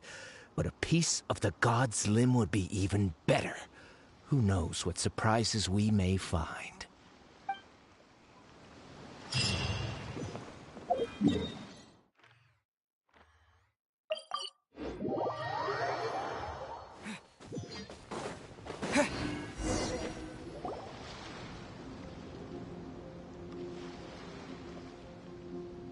This place looks so ordinary. Can we really find anything valuable here? Huh? Paimon thinks it looks really grand. I don't mean the scenery, but rather that there should be something out of the ordinary. A big battle did just occur and all, and I don't even know where to begin looking here. Guyun Stone Forest is actually the perfect place to be, if you wish to learn about the gods or the history of the Archon War. Legend has it that Rex Lapis threw spears made of large rock into the sea here, piercing and crushing the Overlord of the Vortex. After many years of wind erosion, those stone spears have turned into the unique rock formations we see now. These mountains were the Lord of Geo's weapons? What we see now is just the part of them that remains. The stone spears hurled by Rex Lapis all those years ago were much greater, both in number and in size. But due to the different angles they landed at, their large centers of mass, erosion by seawater, and years of gravity, many of them have been completely swallowed by the sea. So besides wind erosion, the initial collapsing of the stone spears also played a big part in the formation of Guyun Stone Forest. Well, a god able to fight one so powerful as Rex Lapis was certainly very strong in its own right. Indeed. This is where the value lies in research at Guyun Stone Forest. Most of the objects from that time were lost to the sea. But the gigantic waves created by the Overlord of the Vortex have given those sunken objects a chance to see the light of day again. So you're saying that if we look carefully, we'll be able to get very, very rich. I mean, rich with archaeological knowledge and historical value, yes? That's all I seek in life. Well, since we brought so many people, I think it would be best to split up and look. Okay then. I will go with my friend here. Although I have a smattering of knowledge in various disciplines, when it comes to archaeology, I can't compete with the expert here. Huh? Me? What's the matter? This is your profession. Why are you so surprised? I get it. I'll escort him then. Okay. If we find anything valuable or rare, let's meet on the shore opposite from here.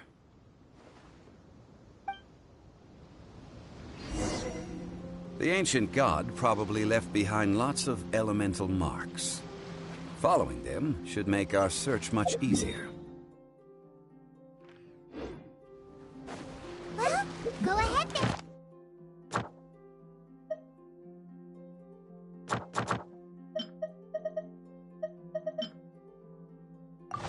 And use your elemental sight to look for any marks.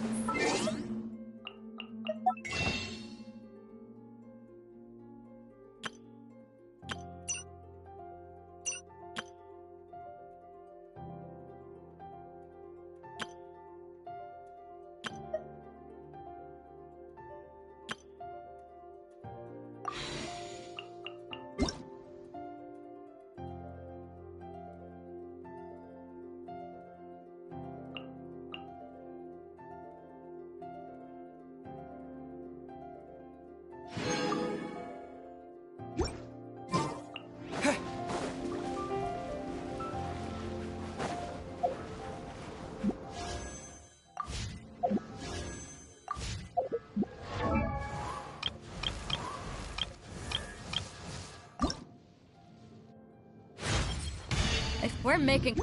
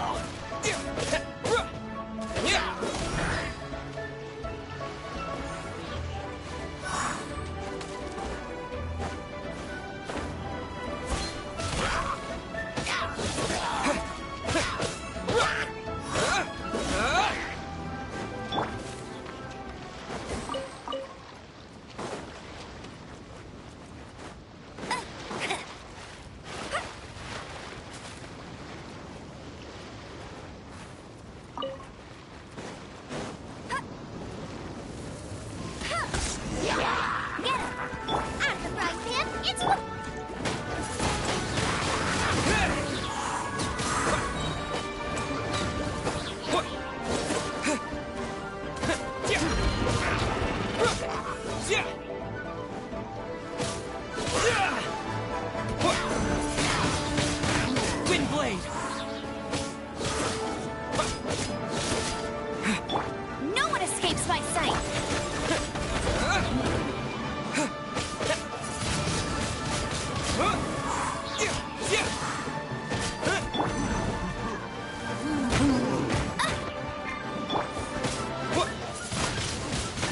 Wind blade! Why are there enemies here? Guyan Stone Forest is a place where a god was defeated. Its remnants still affect the area to this day.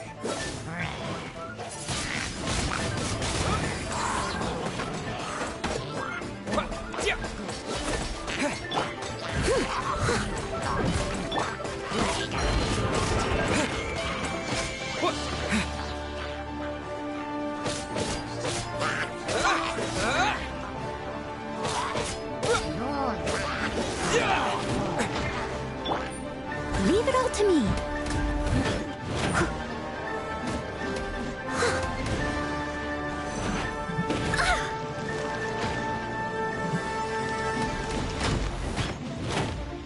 But they still need me.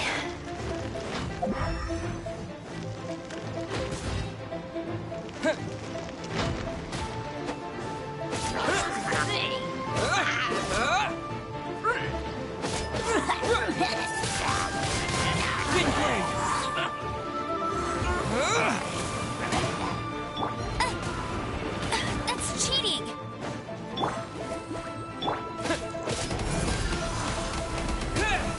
Let it rain!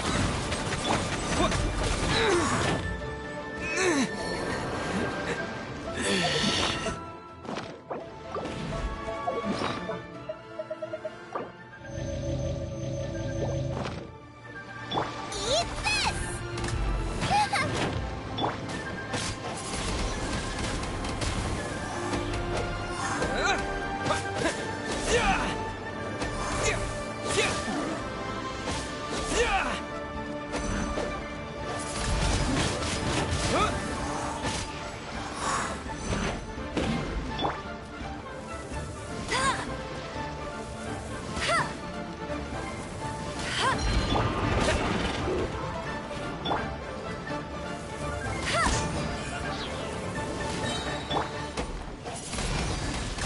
Wind blade!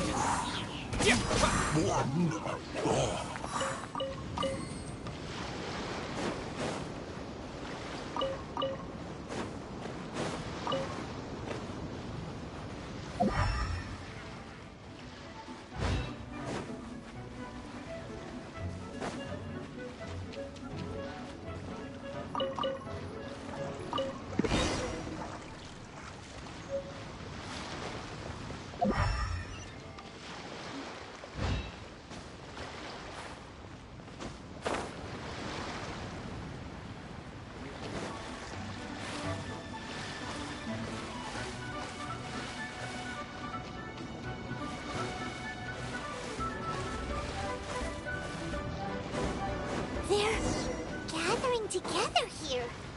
But why? See that object in the center? Perhaps it emits the remnant strength of the god. That would certainly attract them. But the hydromimic monsters... I have a contract and must put my personal feelings aside. Go ahead. Defeat them and recover the relic.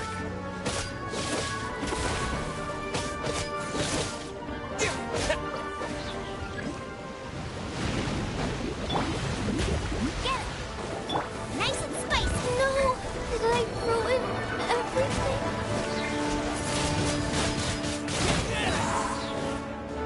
Disappear!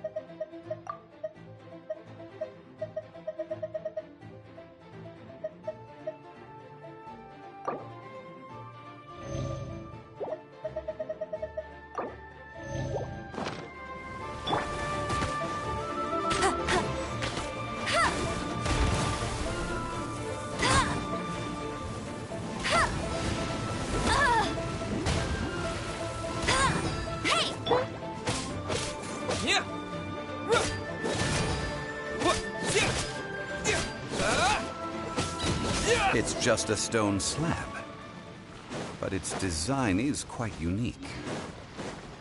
This should be enough to garner some information. Let's head back.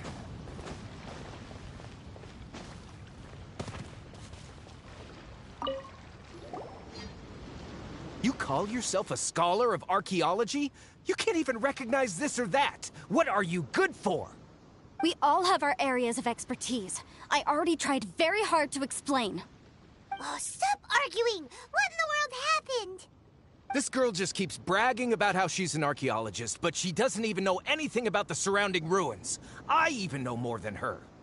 She left me to rely solely on guessing, experience, to find anything valuable to take back. Ugh, what a waste of time. I've just been researching the God of Salt, so I'm not familiar with sea relics. Is that so strange? And you kept asking about how much Mora everything is worth. Can the value of relics only be measured in Mora? Isn't measuring their value in Mora the easiest way? This also matches the traditions of Liyue, does it not? Now, calm down. No need to make a fuss.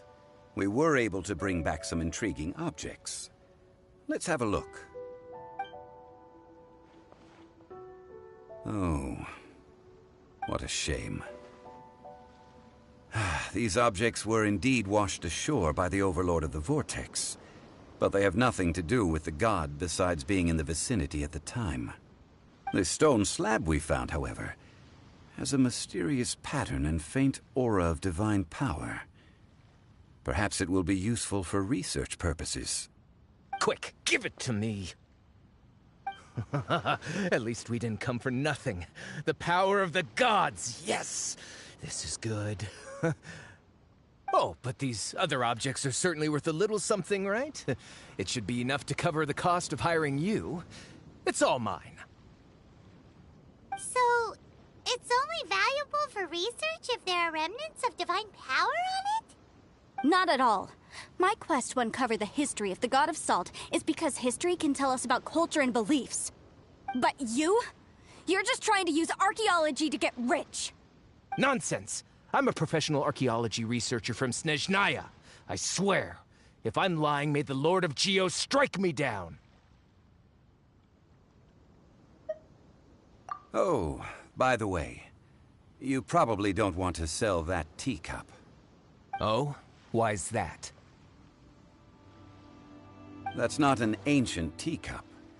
It's part of Ningguang's collection. It must have fallen here along with the Jade Chamber.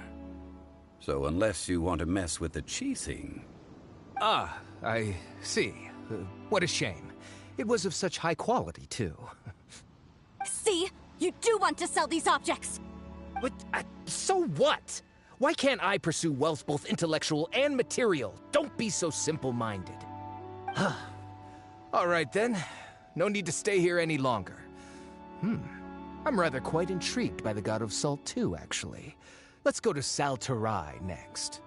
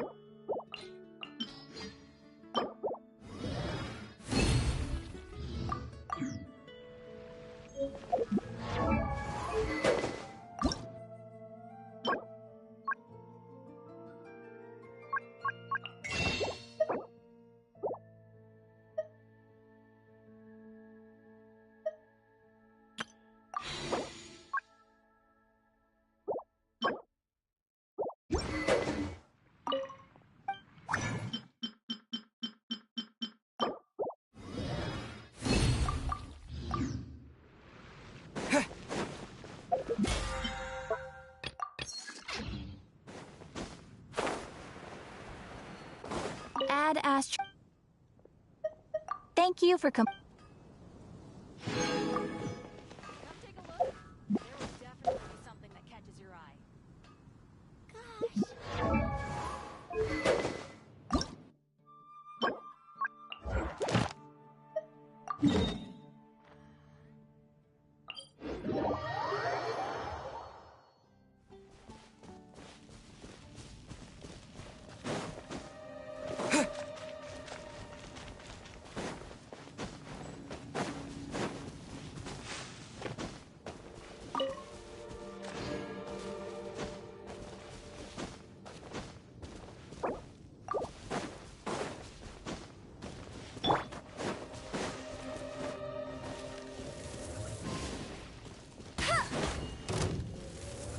I'll race you there.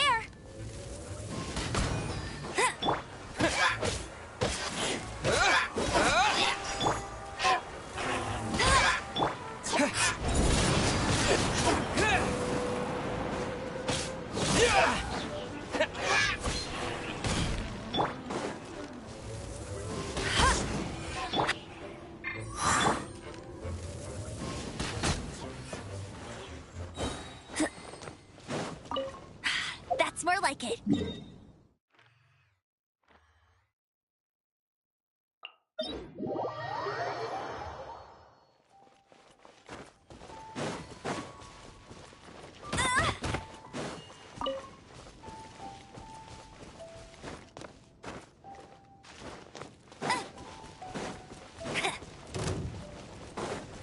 No one escapes my sights.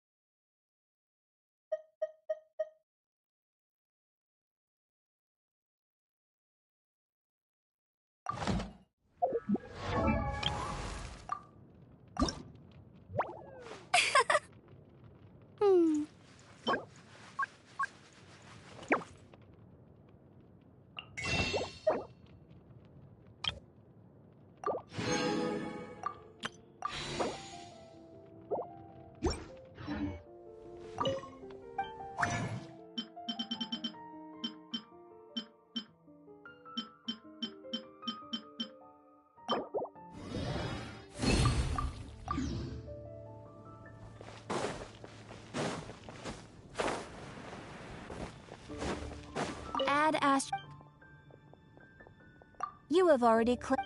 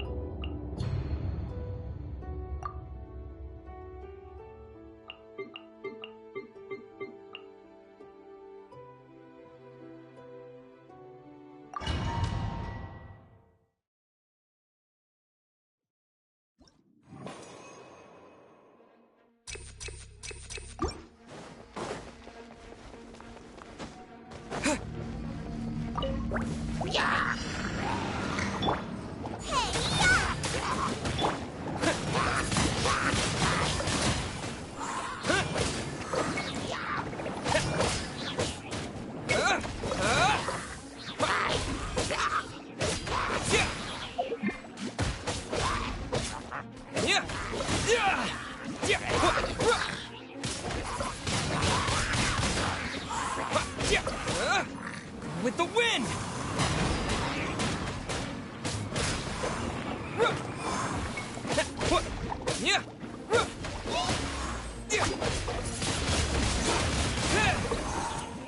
Let it rain.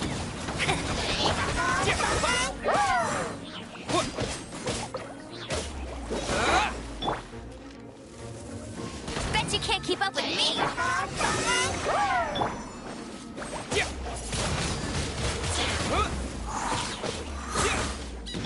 Booba, get them. Hey.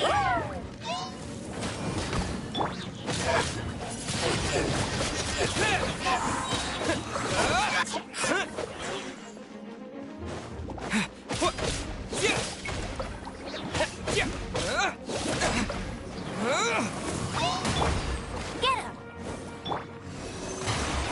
Out of the frying pan, into the fire!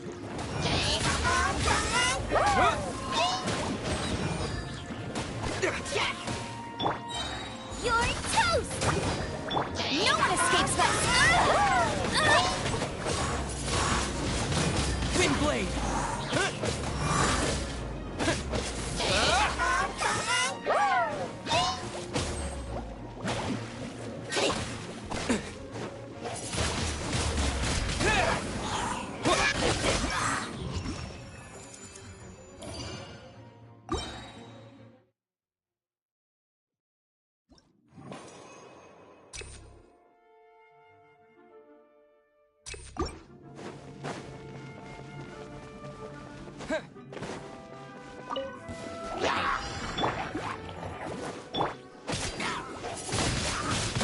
Windblade!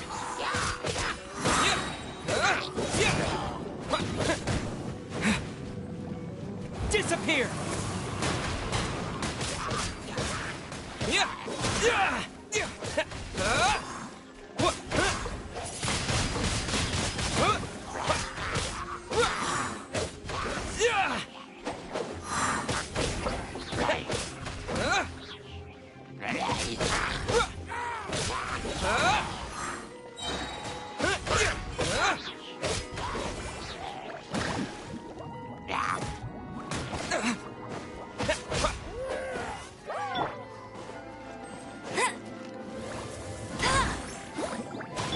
Stay clear.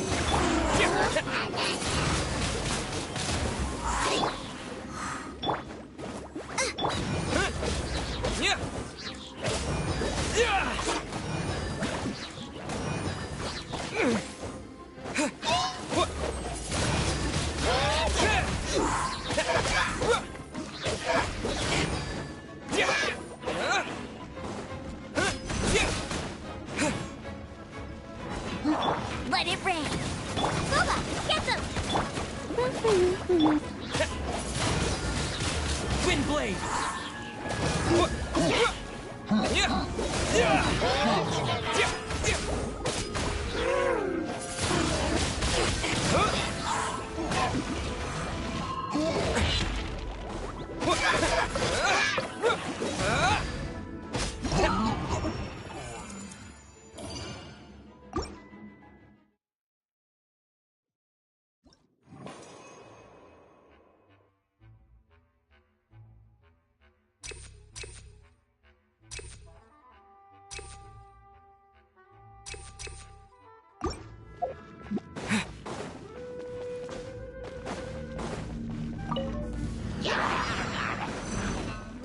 With the wind!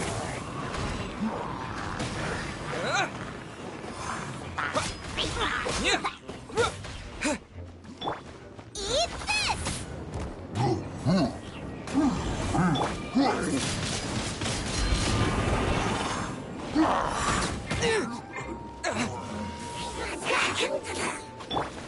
No one escapes my sight!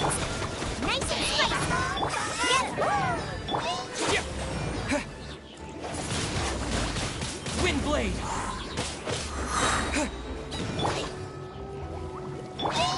Out of the frying pan, into the fire! Swirl, Mark 2!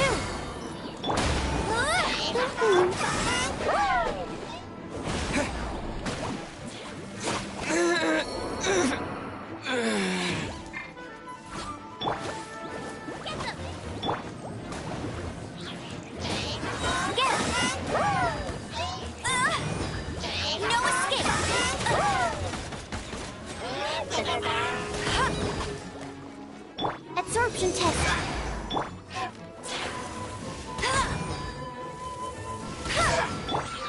Frying pan, it's...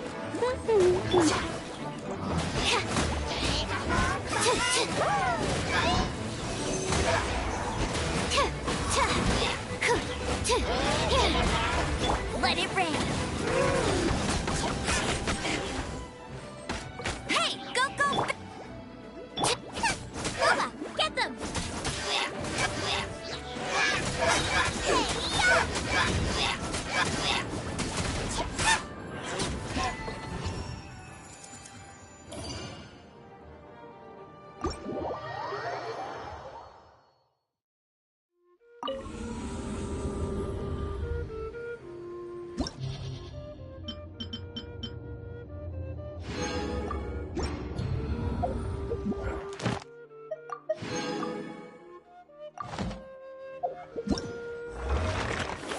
Everything's ready. Everything's ready. Let's go.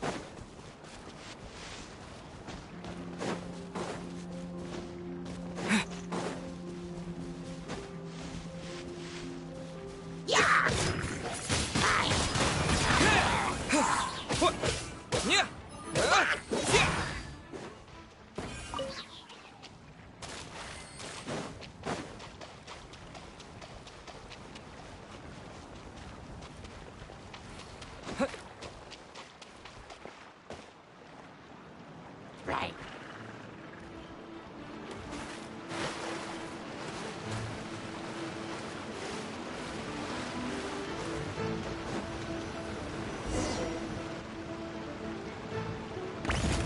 I heard that Salterai was once the home of the God of Salt's people. Therefore, there's sure to be loads of valuable relics nearby. According to legend, the people of the God of Salt, Havria, enjoyed prosperous lives under her protection. But this legend has been around for ages. With the countless scrap collectors and treasure hoarders in the area, there probably aren't many valuable things left here. Oh, good. That's just great. If I knew it was picked this clean before, I wouldn't have come. About that, I know there's a ruin deep in this cave here. It's related to the God of Salt, which is actually how the area originally got its name of Salterai. However, the ruin entrance has been sealed by a mysterious power. Nobody has been able to break the seal. I found a mechanism that seemed to be related to the seal, but when I undid the mechanism, the seal wasn't affected at all. So at the moment, the seal's origin and how to break it are very important topics in my research on the God of Salt. I don't know, there's no concrete evidence, but I'm pretty sure the seal is meant to hide some kind of long-forgotten truth. The God of Salt was a benevolent god, adored by the people, not to mention powerful. She wouldn't have any kind of shameful secrets to hide. So, the one who wants to hide some truth is very possibly her killer, Morax. This doesn't sound like something the Lord of Geo would do, though. Who cares about all that? It sounds like countless treasures of the God of Salt lie within this ruin, just waiting for someone to find them, right? You weren't listening at all, were you? Ugh. Even if there's a mountain of treasures inside, nobody can get in if the seal isn't broken. Ah, but we have the illustrious Mr. Zhongli with us. He looks like he knows just about everything. A little seal shouldn't be any trouble for him. This seal seems to be quite ancient. Even Mr. Zhongli may not know all of its secrets. I may know something about it. What? Over the years, I've heard various rumors with bits of knowledge about seals. Although their references seem rather disorderly, they do in fact contain the secret to breaking seals. Let's go take a look at the mechanism Miss Wanyan just mentioned. Okay, since Mr. Zhongli says so, follow me then.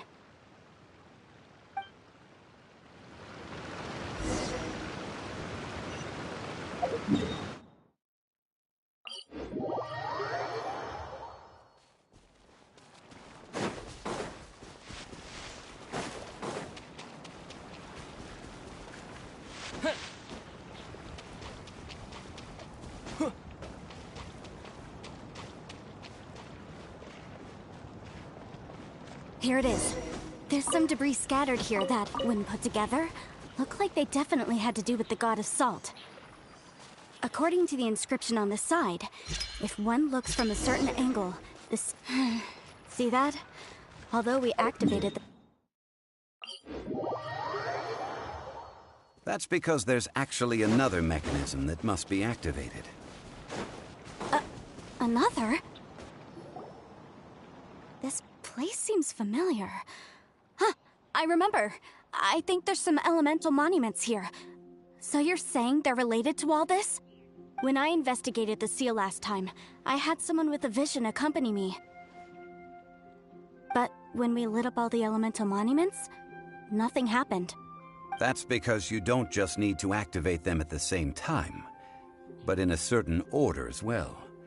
Otherwise, the seal will not be broken. The secret to this puzzle is hidden in the legends about the Archon War.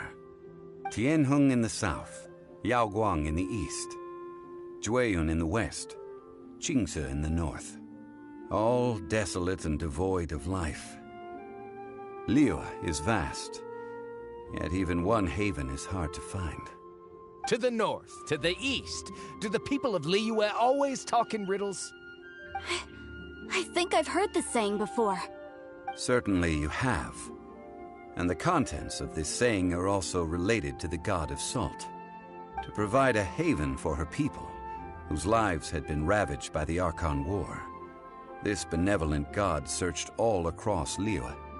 At that time, with the chaotic fires of war engulfing the land, even one sliver of peace was a luxury. And that haven she eventually found is right here. Today, it is known as Sal Turai. How sad then. In the end, this peaceful place was destroyed by Morax. Okay, enough with these ancient stories. Now that we have the clue, hurry up and break the seal. Whatever happened doesn't matter as long as we can get inside that ruin. Tianheng in the south, Yaoguang in the east, Jueyun in the west, Qingce in the north. With this clue, you should be able to solve the puzzle.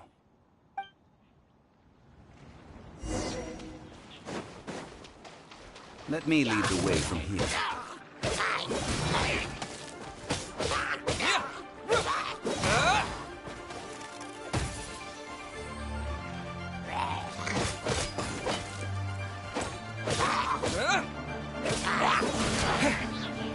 Disappear!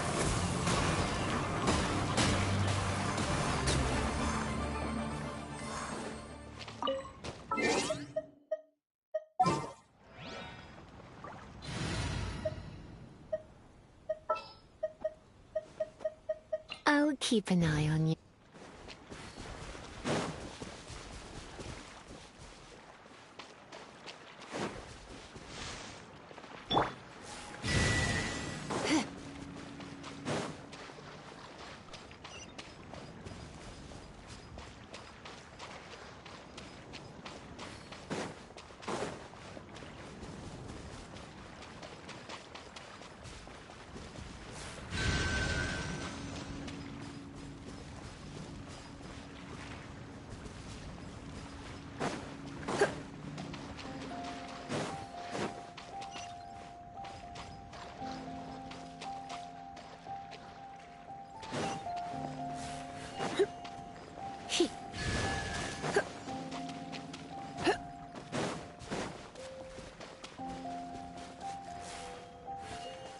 Tianheng in the south, Yaoguang in the east, Jueyun in the west, Jingse in the north. The directions are the clue.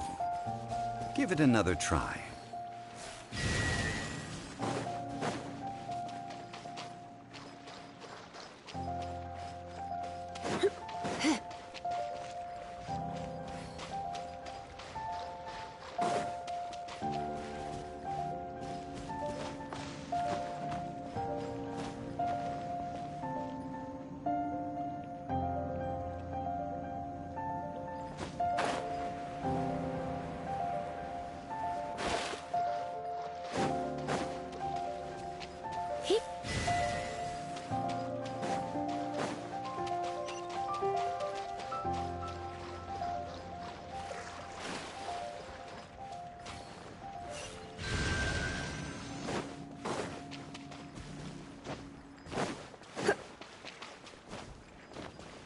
Tianheng in the south, Yaoguang in the east, Jueyun in the west, Jingse in the north. The directions are the clue. Give it another try.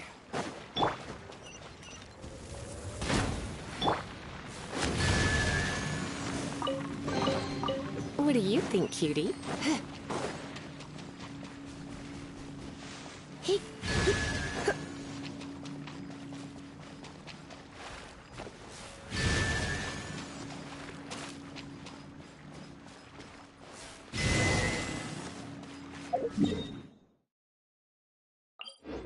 Look! The seal really was broken! Mr. Zhongli is indeed quite remarkable. It was nothing, really. Now, it's time that people learn the hidden truth lost to time.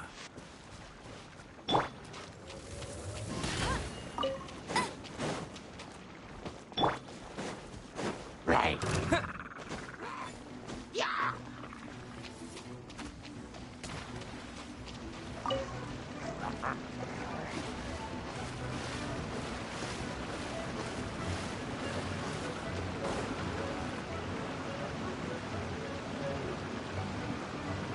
Before entering the ruin, I have a proposal that will help us prevent the kind of senseless arguing between you two that we saw at Guyenstone Forest. Okay. What is it? I propose you two agree upon a contract, stipulating that we alternate who gets claim to each treasure we encounter, with only one object permitted per claim. To show my sincerity, I won't be taking any treasure. This will just be between you all. Hey! Don't pass an opportunity like this up so easily! I don't agree. I mean, you want me to split the treasure with this amateur archaeologist? No, absolutely not. I don't agree either. He will only defile the precious relics left behind by the god of salt. I can't accept this. Well then, if the contract is not agreed upon, I will no longer serve as your consultant on this expedition. You will have to rely on your own experience to find whatever treasures are hidden in this ruin, as well as traps. You have the audacity to demand this. Okay then. Even half of the treasure in the long-sealed ruin of the God of Salt should be enough to make a fortune. If you want me to agree upon this contract, so be it. I just have one request, Mr. Zhongli. If we discover the truth behind the God of Salt, you must judge it fairly, even if the truth harms Morax's image. I can accept this arrangement. Well then, let's go.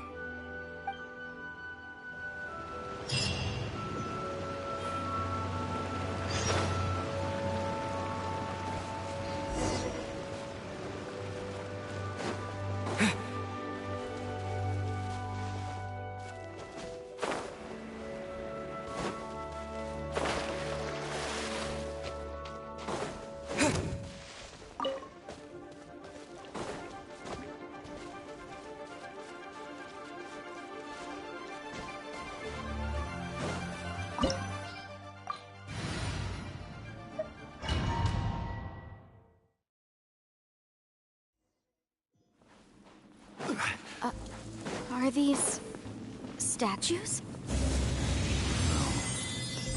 These are people. Ugh. They were probably followers of the god of salt.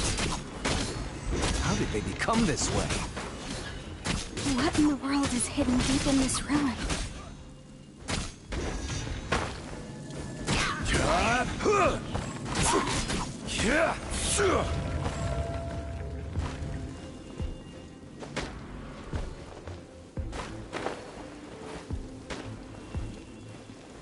Stabilize!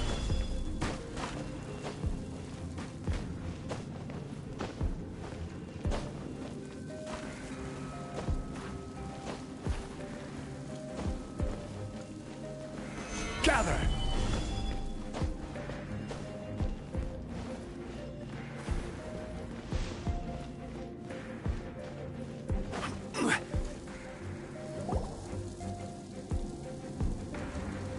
Look at this! It's filled halfway with salt. Just looks like a fancy salt holder. Seems like the god of salt was a god lacking in treasures. According to my knowledge, it's no ordinary vessel. Although it is only half full, it is also forever half full.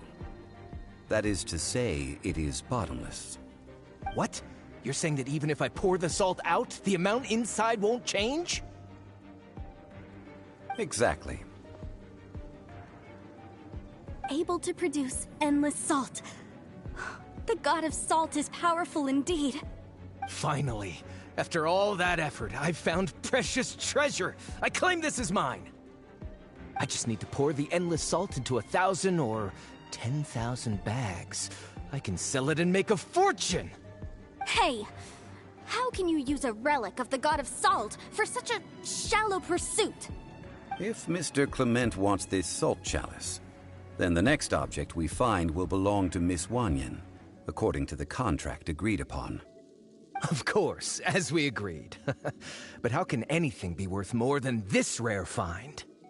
Since we have a contract, it's no use for me to fight with him. Then let's move on, shall we?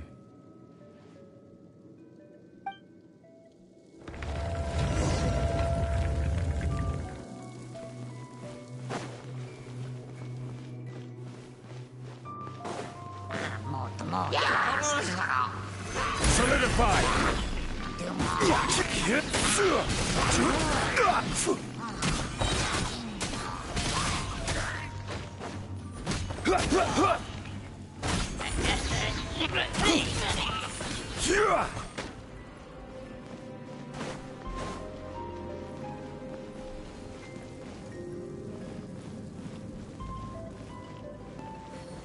Gather!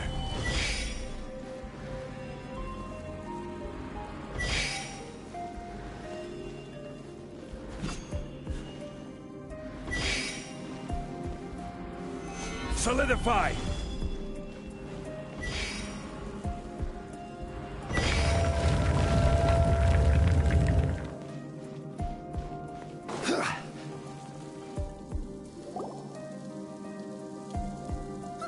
Just a simple ruler. It doesn't look to be worth anything.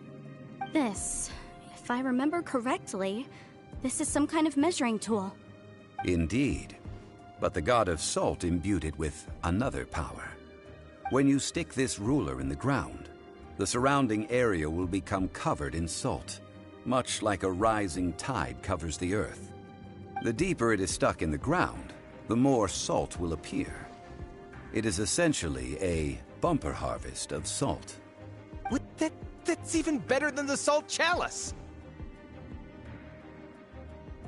Well then, according to our contract, the salt ruler goes to Miss Wanyan.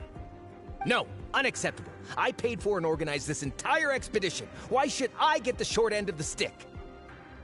And this girl has been useless. Why would she get anything? Oh boy, here we go again. So you are saying you want to break the contract? So what if I break it? Now that I've seen how the mechanisms in this ruin work, I no longer need you. Let's not forget who hired who here. Why should I let you make the rules? Because you agreed to a contract. Rex Lapis once said, Ones who break their contracts shall suffer the wrath of the rock. That is one of your Liyue gods. I am from Snezhnaya. I will suffer the wrath of the rock. You may find it rather unpleasant. Order guide you.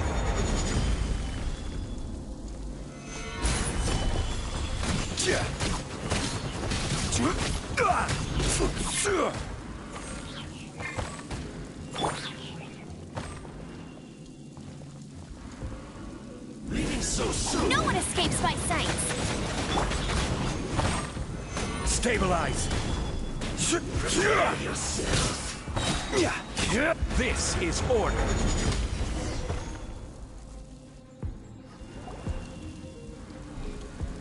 I shall confiscate your treasure as well. You are not worthy to continue any further into the ruin. Leave this place. Oh, darn you! Just you wait.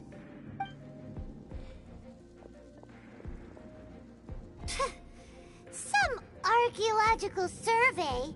He could only pretend for so long. Hey, Paimon likes Mora, but Paimon doesn't do bad things.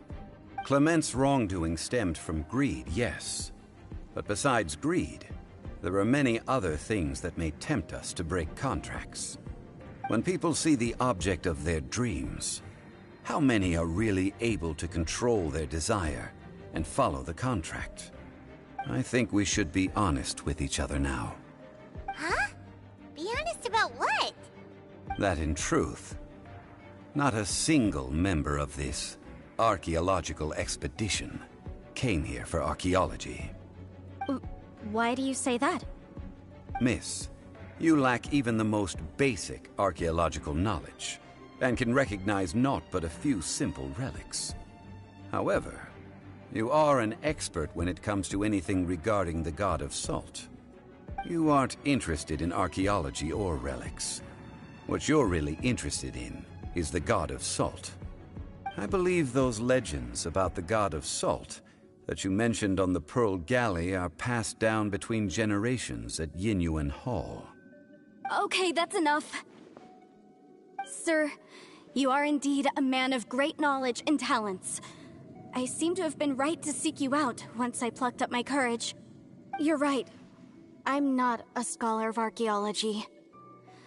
I come from one of the 8 trades under the jurisdiction of the Qixing, Yinyuan Hall of the salt industry. Our ancestors were those protected by the god of salt all those years ago, when the Archon War engulfed the land in chaos. Oh, right! Now that you mention it, the people of Liyue very seldom use the name Morax. During the war, Morax assassinated our god out of envy for her power. He left us alone and lost in the world. We hate him! But this is Morax's Liyue after all. And its history is written as he wishes. So I seek proof of Morax's guilt. He has blood on his hands and cruelty in his heart.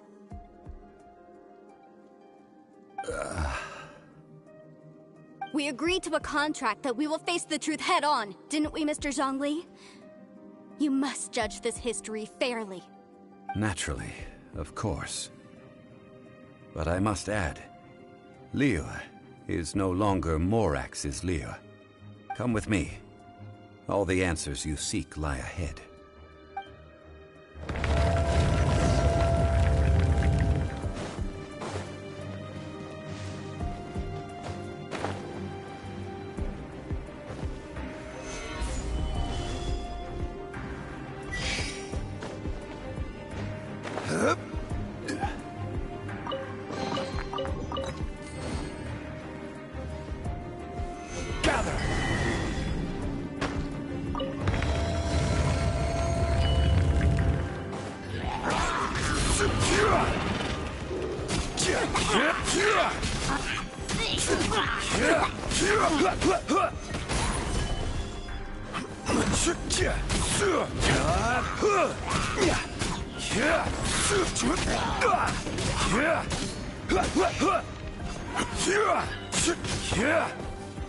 Stabilize.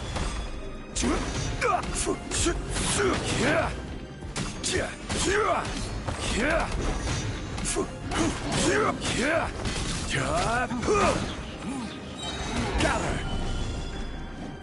I will have order!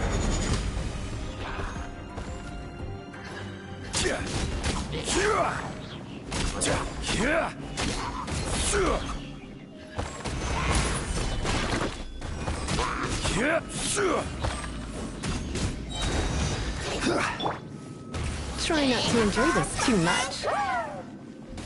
You're in for a little shock. Blitz.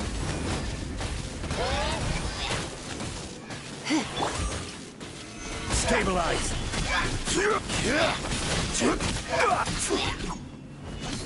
This is order.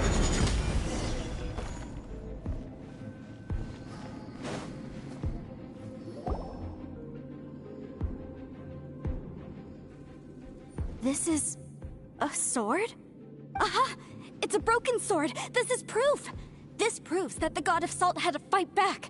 Fight back against the evil Morax. But sadly, she was defeated. The power of this sword surely is much greater than that of the Salt Chalice and Salt Ruler. If we can repair the sword, then we can show the world the mighty power of the God of Salt. It does look like something left behind after being defeated in battle. 2 pieces of a broken sword. From an archaeological perspective, these are 2 separate relics. According to the contract, you can only claim one. Why? We were alternating claims to treasure, true. But Clement is no longer here. Yes, but the only one object per claim clause still holds true. You cannot take 2 relics at the same time. This logic! Zhongli, she seems like a good person, and no one is fighting over the treasure. How about you let this one slide, huh? When there's a contract, nothing can be allowed to slide. If the contract is not followed, then it is broken. No! If I only take 1/2, then it can't be repaired, and the power of the God of Salt cannot be restored. No matter what, I must be faithful to her. Even if it breaks the contract, I don't care. So you are already decided? Then there is a price to pay for breaking the contract. Zhongli! That is to say, you consign yourself to suffer the wrath of the rock. That's okay. The God of Salt gave up her life to protect her people. My sacrifice is nothing compared to that. Punish me however you want. Just let me take this proof of my faith. No, you can't hit her! Perhaps that punishment would be easier for her. But as punishment, I will tell you the truth. Huh? The truth? You mean the truth is my punishment? Yes. The truth that I am about to tell you shall be your price to pay for breaking the contract. I'm afraid to say that the God of Salt, Havria, was not the powerful god you imagine her to be. Rather, she was a small and weak god who yielded to all other gods. When it came to war, she lost, never able to win a seat among the 7. What? During the Archon War, the gods of this world used all their strength and cunning to vie for control of Tevat. But Havria instead chose to flee. She thought that by giving up before a fight could start, she could save herself and her people from the war. However, during such a long war, there is no end to the advances of aggressors. After making countless concessions, Havria lost all of her lands, until only one small haven remained. No. No! It can't be so. In her last days, She had not even a single blade to defend her people with. Not even a single blade? Then... this sword... This sword is not a relic belonging to the god of salt, but is instead the murder weapon used to kill her. Murder weapon? No! That's not true! That can't be true! You're trying to test my faith in the god of salt! As I said before, I only state the facts. Preposterous! You are a follower of Morax! Don't try to trick me! Hey! Come back! It is a punishment after all. I did not want to tell her such cruel facts, but the contract was broken. Let's follow her deeper into the ruin. There, I fear, we will find something that will leave her no choice but to face the truth.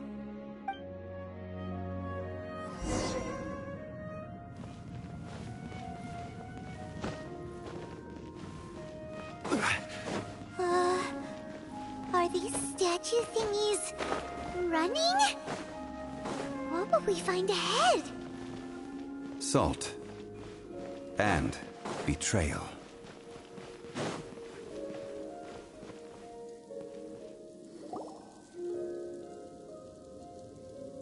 What are all these? What did they see? What did they do? What happened? Since you do not trust me, let us continue onward. That which lies beyond this door will show you all that happened back then.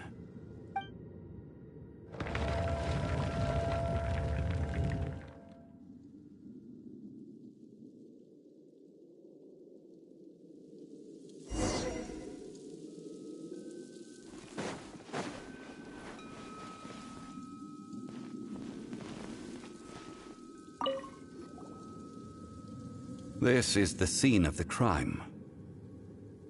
Havria's body dissipated, leaving nothing but these traces of salt. Her dying moments have since been frozen in time to this very day. The story continues that some among her people realized at last that this gentle, kind, but weak god could never protect anyone in wartime. The Archon War was cruel in the extreme. Instead of consigning her to the agony of defeat, they thought perhaps it would be better to give her a quick release. But what about these statue thingies? No matter how weak the god, the power that flows forth when they are slain is beyond the strength of mortal coils to bear. Those who could not flee were thus transformed. Those of her people who were untouched by this disaster left for Liyue, where they sought refuge with Rex Lapis. Their descendants feared Havria's remnants and lived in terror that she had laid upon them an eternal curse.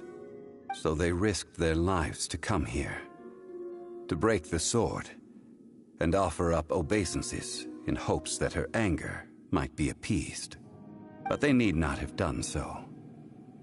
For how could a god who had never once resisted, even till the end, nurse hatred for her people in her heart? Even if this is so, I can't! This must be a lie. A false history, all of it! Don't you dare try to shake my faith!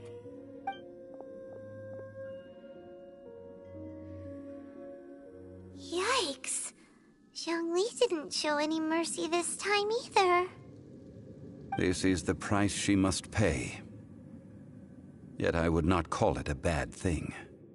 Judging by how she appeared, I fear that she will struggle for a time. But even if she may not escape that struggle immediately, simply recognizing the truth is good enough for now.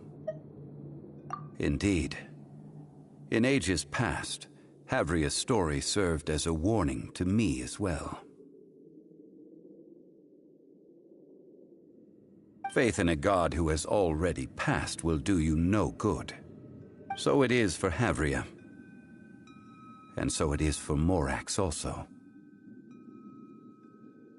All right then. Now, would you like to accompany me in taking a trip to Guyonstone Forest? Huh? What do you want to do, Zhongli? Treading old ground, telling old stories. One cannot help but be reminded of old acquaintances.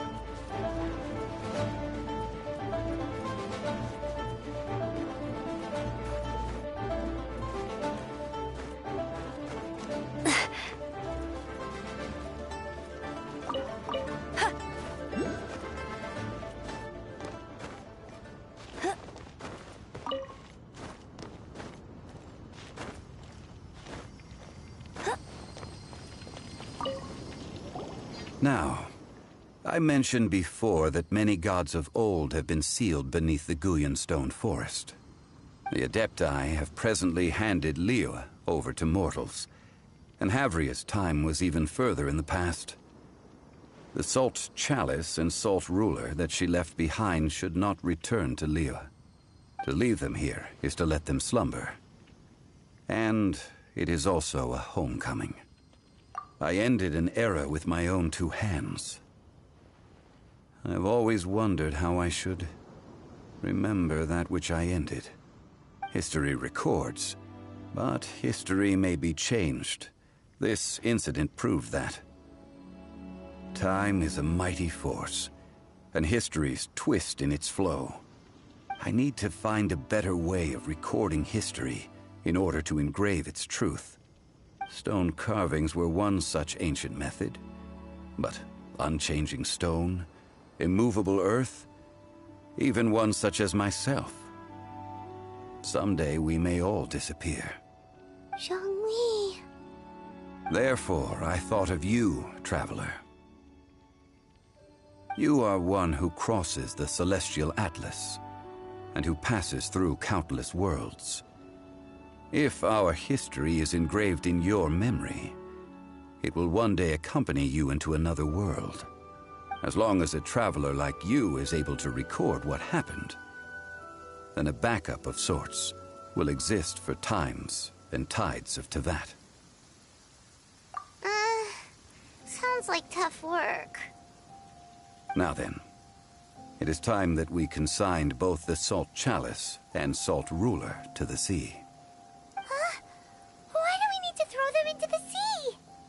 As I said before, this is the place to which the remnants of many bygone gods are consigned. This includes Osial, Overlord of the Vortex, who the Jade Chamber most recently returned to this ocean prison. Thousands of years ago, the Adepti and I fought against the turmoil that plagued every corner of this land. Guyan Stone Forest, where I sealed many gods with my spears.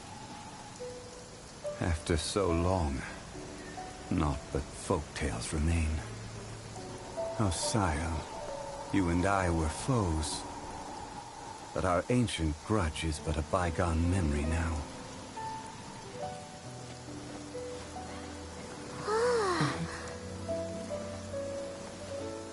May that which Havria has left behind be yours to subsume.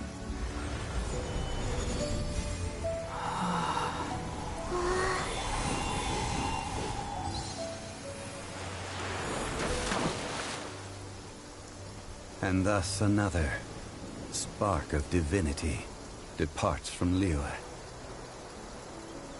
My legacy shall now be left to those who come after to debate.